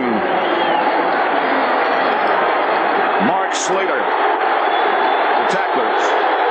5 minutes, 42 seconds left to play, and this place is insane. And now the defense becomes very important. Sports Spectacular today at 4:30 p.m. Eastern Time. It features World Cup skiing, 9-ball pool championship, and the highlights of the WBC Cruiserweight Championship. Dallas at their own 21. You want to see some heavyweight championships? Watch the line of scrimmage for the next 5 minutes. That's what's going on right here. Butch Johnson in motion. It's back to Ron Springs, and he gets a couple and no more as that Eagle defense is fired up. And Cooper, that time the offensive right tackle. Cooper, who, by the way, comes from Philadelphia area and went to school at Temple, he took Claude Humphrey inside and buried him, and quickly the Eagles adjusted to it. Will Roger throw the ball, or will he try to get 2 or 3 first downs? And end this thing. 2nd and 8, just over 5 minutes left to play. Doug Cosby has replaced Billy Joe Dupree at tight end. He's lined up tight on the right. The two running backs are Laidlaw and Springs. Staubach is going to throw it. And does. Almost picked off by Frank LeMaster. He had it and dropped it. Yeah, you lay awake at night thinking about the one that might have been. Roger threw this ball a little low. A good call. And I believe the receiver was open, but the walkaway linebacker was in perfect position. Tony Hill, was it? Was open, yes. That quote from Frank LeMaster, who almost had that interception. Preston Pearson is in with Ron Springs on 3rd and 8. Shotgun formation. Staubach throws. Incomplete. Intended for Pearson. Reggie Wilkes was the defender. Clock stop. And Carl Hairston, number 78, and Dennis Harrison really put good pressure on. The shotgun. That's Dennis Bigfoot Harrison, 68, 78. That ball is right on. You can't deliver it any better than that. You could see him turn his head and look just before the ball got there. Wally Henry back deep for Philadelphia, and Danny White is the Dallas punter. The Eagles will get the ball back with about 4.5 minutes left to play. The line drive kick should be returned, and will be by Henry. Cosby is the first man down, and he makes the sure tackle. And the Eagle offensive unit charged up and ready to go. Whoa!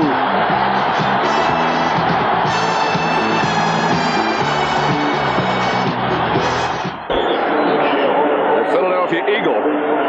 They claim that young man spent $1,200 of his own money to make that bird, but I think he got robbed. He is unofficial.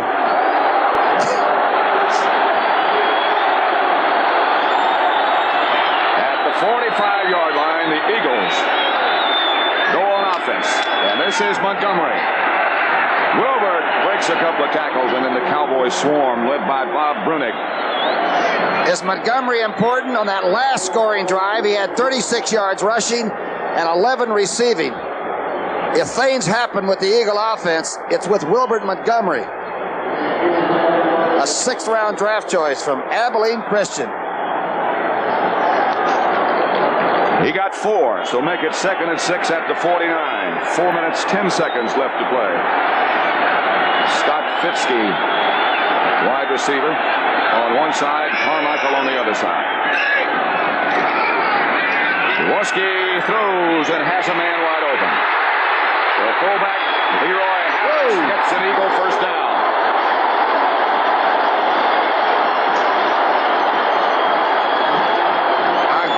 A good catch and a fine throw by Jaworski. Jaworski is now 11 of 29 for right at 200 yards with 1 TD and 1 interception. But his numbers are really improving. Big effort here by the fullback. Clock still moving. The Eagles have all of their timeouts left. Dallas has 2 left. That's Montgomery. Wrapped up by Bruning. Good play by the middle linebacker. Wow, John Dutton and Sizemore just exchanged right hands. Talk about battleships. What's the top of your screen? Dutton and Sizemore battle. They pull the offensive center trying to finesse Dallas. You don't do that. But right above that scene, 2 big fellas really squared off. In the event you might have joined us late, Robert Newhouse left with an injured leg, one of the Dallas running backs. And the other one, Tony Dorsett, suffered a separated shoulder. You saw that quote from Harvey Martin. Ball batted up in the air. Dutton does a little dribble. It was batted by Harvey Martin. Again, now they're calling upon why they are professionals and why they're called America's team. Watch this. Harvey goes inside, the new move he's trying to develop on Wallers, and spikes it. Meanwhile, Sizemore and Dutton again exchanged unpleasantries. That's 268 and 278. Larry Barnes, Wilbert Montgomery will operate as running backs. Clock stopped with just over 2.5 minutes left to play. Dallas 24. The Eagles 17. They're doubling Carmichael. On third down. Jaworski has his tight end. Keith Trepthway for another clutch first down. And Guy Brown really sticks the tight end. Watch number 84. Swings the back out of the backfield. Got a double on Carmichael and a diving catch by Krepley. When the Eagles gave up on Charlie Young, everybody said, what'll we do without a tight end? Number 84 is spectacular.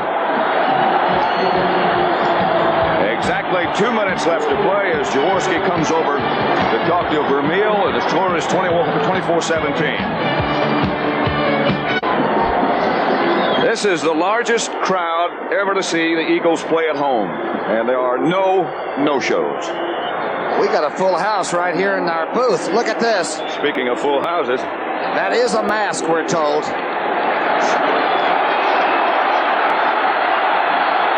minutes to play. The line of scrimmage is at 28.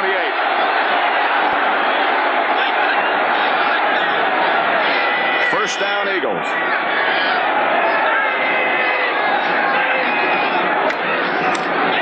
Jaworski with all kinds of time throws for his tight end, Trepthway, and overthrows. No flags. Great coverage by Benny Barnes, number 31. When the Eagles get down to the 20 or 25, and now time is running out, you're going to see what they think they can score with. They like the corner. They like the flag. They'd like to get Carmichael there, but he's going to have some company. He'll have double coverage. He also has that tremendous height advantage over the man who normally covers him. Aaron Kyle. Coach Stiles down there was given those offensive instructions, and you can never tell by the look, huh? Never. 2nd and 10, Eagles. Carmichael is split wide to the left. Fitzke was with him, but he goes back in motion now. Carmichael is out with Kyle alone this time. This is Montgomery. Wilbert Montgomery tripped up at about the 24. Dennis Thurman.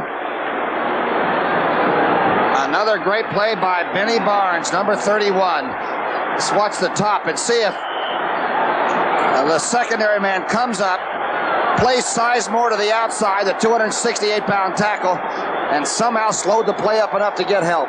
Barnes replaced Randy Hughes at strong safety, and Thurman went to cornerback when Hughes had to leave. 3rd and 6, Wilbert Montgomery and Billy Camfield, the setbacks. Cowboys faking blitz again. And they're serious about it. The catch. By Fitzke. Fitzke again. Scott Fitzke. The first down for the Eagles. His real first offensive action of the entire season.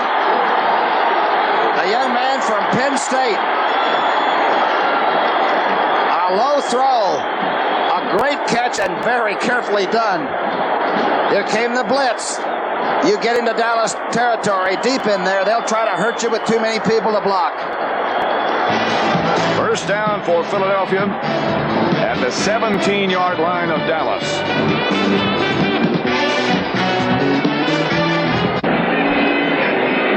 Just over a minute left to play with Dallas ahead by a touchdown. The Eagles have a first down at the Cowboys 17. Field goals are out the window. You need 7 points. And the last touchdown Philadelphia scored was hard to come by. Here comes the quick substitution. That's the pass rush. Montgomery is split out wide to the right. Harris, the lone setback. Dallas made those last second substitutions. Jaworski throwing for Krepley. Overthrown. Back there with him was Benny Barnes again. And Harvey Martin and Stalls knocked number 7 down. But a pretty good throw by a pass rush that was put in late just to maybe get the wrong call by the offensive line. That's Thornton to the top. I think Martin made contact with Jaworski. Carmichael was up pointing his finger at somebody, and Vermeil is really upset. I think about that last second substitution by Dallas.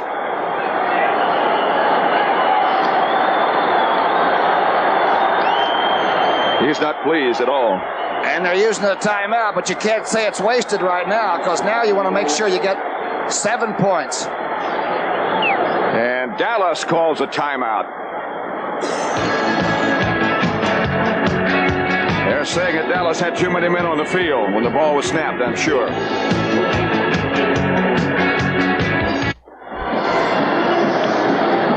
How many men do you have to have on the field? It's 11, right?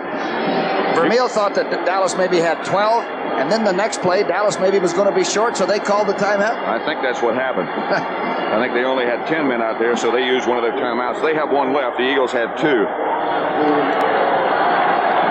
55 seconds up in the corner. You can watch it with us. That's the timeout situation. It is 2nd down.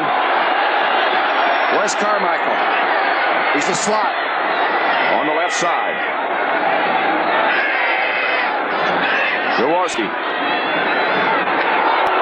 Harvey Martin. Jaworski throws the ball at the feet of Wilbert Montgomery. Montgomery started to come out of the backfield. Did you see Harvey Martin put the hammer on him? And just lock him right in. It looked like Jaworski was trying to get it to his swing back. But I thought he was looking downfield, perhaps trying to look off the play, make it look like it. Here's Martin making a big rush. He collared number 31 and stayed on his feet and got back into the rush. And Jaworski just had to drop it at the feet of Wilbert Montgomery because of other pressure from the Dallas rush. Campfield and Montgomery will operate out of the backfield now on 3rd down. 50 seconds left to play. Cowboys ahead by 7. Harvey Martin has Jaworski. And lets up. Harvey took the inside route and got there. And the new rule, when the quarterback is in the grasp of the lineman, it is over. Watch the stunt. Let's see if Harvey comes to the left and comes through, and Randy White comes to the right. That's what happened. Wade Key, number 72, couldn't quite get number 79. And Philadelphia has called this timeout. They've got one left.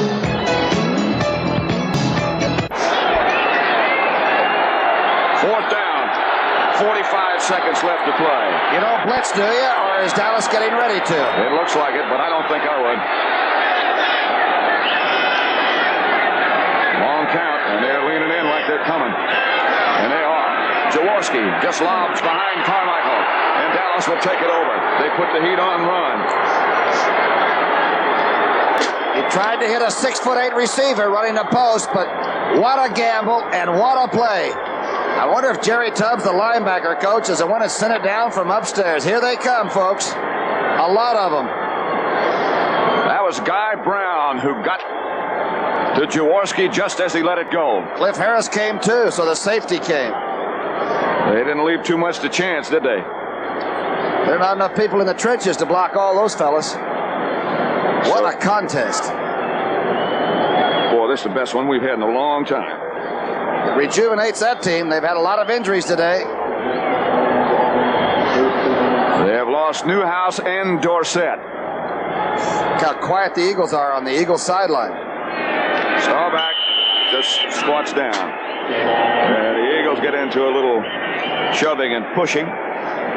Claude Humphrey in total frustration, and Philadelphia takes a timeout. And that is all of the timeout situation for the Eagles. Contest and a broadcast produced by Robert D. Stinner and directed by Sandy Grossman. Excellent as always. And all of our technical people that do such a fantastic job. Amazing. Dallas loses to Philadelphia in Dallas on a Monday night. And Dallas comes into Philadelphia and beats the Eagles, who are leading the division in Philadelphia on a Saturday afternoon. Sets up quite a contest for us next week in Dallas, does it not? Washington, Dallas at Texas Stadium. That is the shootout. Dallas wins today. They will be in the playoffs. At least as a wild card team, no matter what next week. runs Jaworski. And after that first quarter, Jaworski seemed to settle down and ran a pretty good game plan. Dallas again. Just hands to Staubach. And they'll let that clock roam. Cowboys reached down, though, to that depth. We always talk about it, but Springs came off the bench and did a job. Laidlaw came off and spelled him. When Newhouse went down and Dorsett went down. Butch Johnson with a clutch rebound catch. And don't forget about Dennis Thurman. The job he did.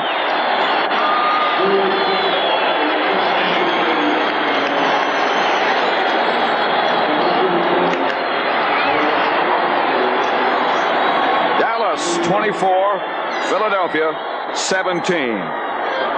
From Veterans Stadium in Philadelphia, Pat Summerall saying so long for Tom Brookshire. The NFL on CBS is a presentation of CBS Sports.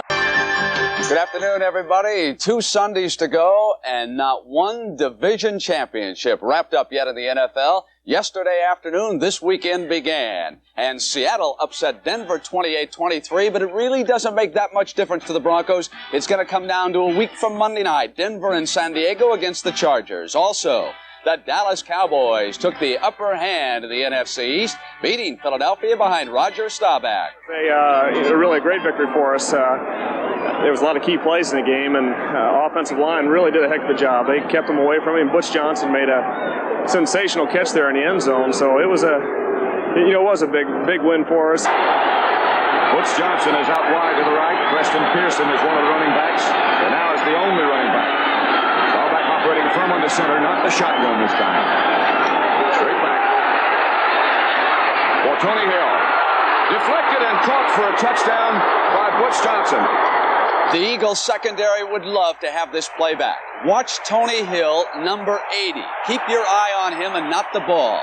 They go to clear him out of the play, and Johnson comes in behind for the touchdown that put him in business. We had a lot of confidence in the second quarter when we drove into the win and almost got in there. Tony got hit on that fumbled, so we knew we could move the ball. So the offensive line just did a heck of a job. We played them in Dallas. We had trouble with Philadelphia, but this time I think the offensive line just took them on and had some big holes, and we kept moving the ball. Now watch defense. Look at Harvey Martin, 79. Take Montgomery out of the screen pass. Jaworski had no place to go. That's the kind of game that Martin turned in against Dick Vermeil and the Eagles. Working the stunt, he came right in on Jaworski with time running out. And Harvey said they had to do it. Really adjustments. We just went after, man. It was all over. We had Dorsett on the bench with a separated shoulder. We had that guys picked up off the floor out here all day long. So we just had to take it on the line and just take it. You win with defense. Your defense takes you to Super Bowls, and your defense has got to be tough. We made some mistakes today that gave them some big breaks, but we'll work on them this week and get ready for the Redskins. And that, Irv, is the game that could wrap up the championship for Dallas. They must beat Washington. They have the upper hand. You did those interviews, and down on the sideline, was the game as fierce as it came across on television? It was vicious. I mean, the contact and the intensity down there was very high because both of these clubs know that in order to win a division outright, of course, you have to defeat one another. There was a moment of confusion. The penalty that was called, and Vermeil took it against the Dallas Cowboys, the 5 yards, and there was some thought that, hey, don't take the penalty, make them kick the field goal in that situation. Well, they had no choice. It was an illegal procedure penalty where the 30-second clock had run out, the official's whistle had been blown, so the penalty was automatically assessed. The Eagles had no choice.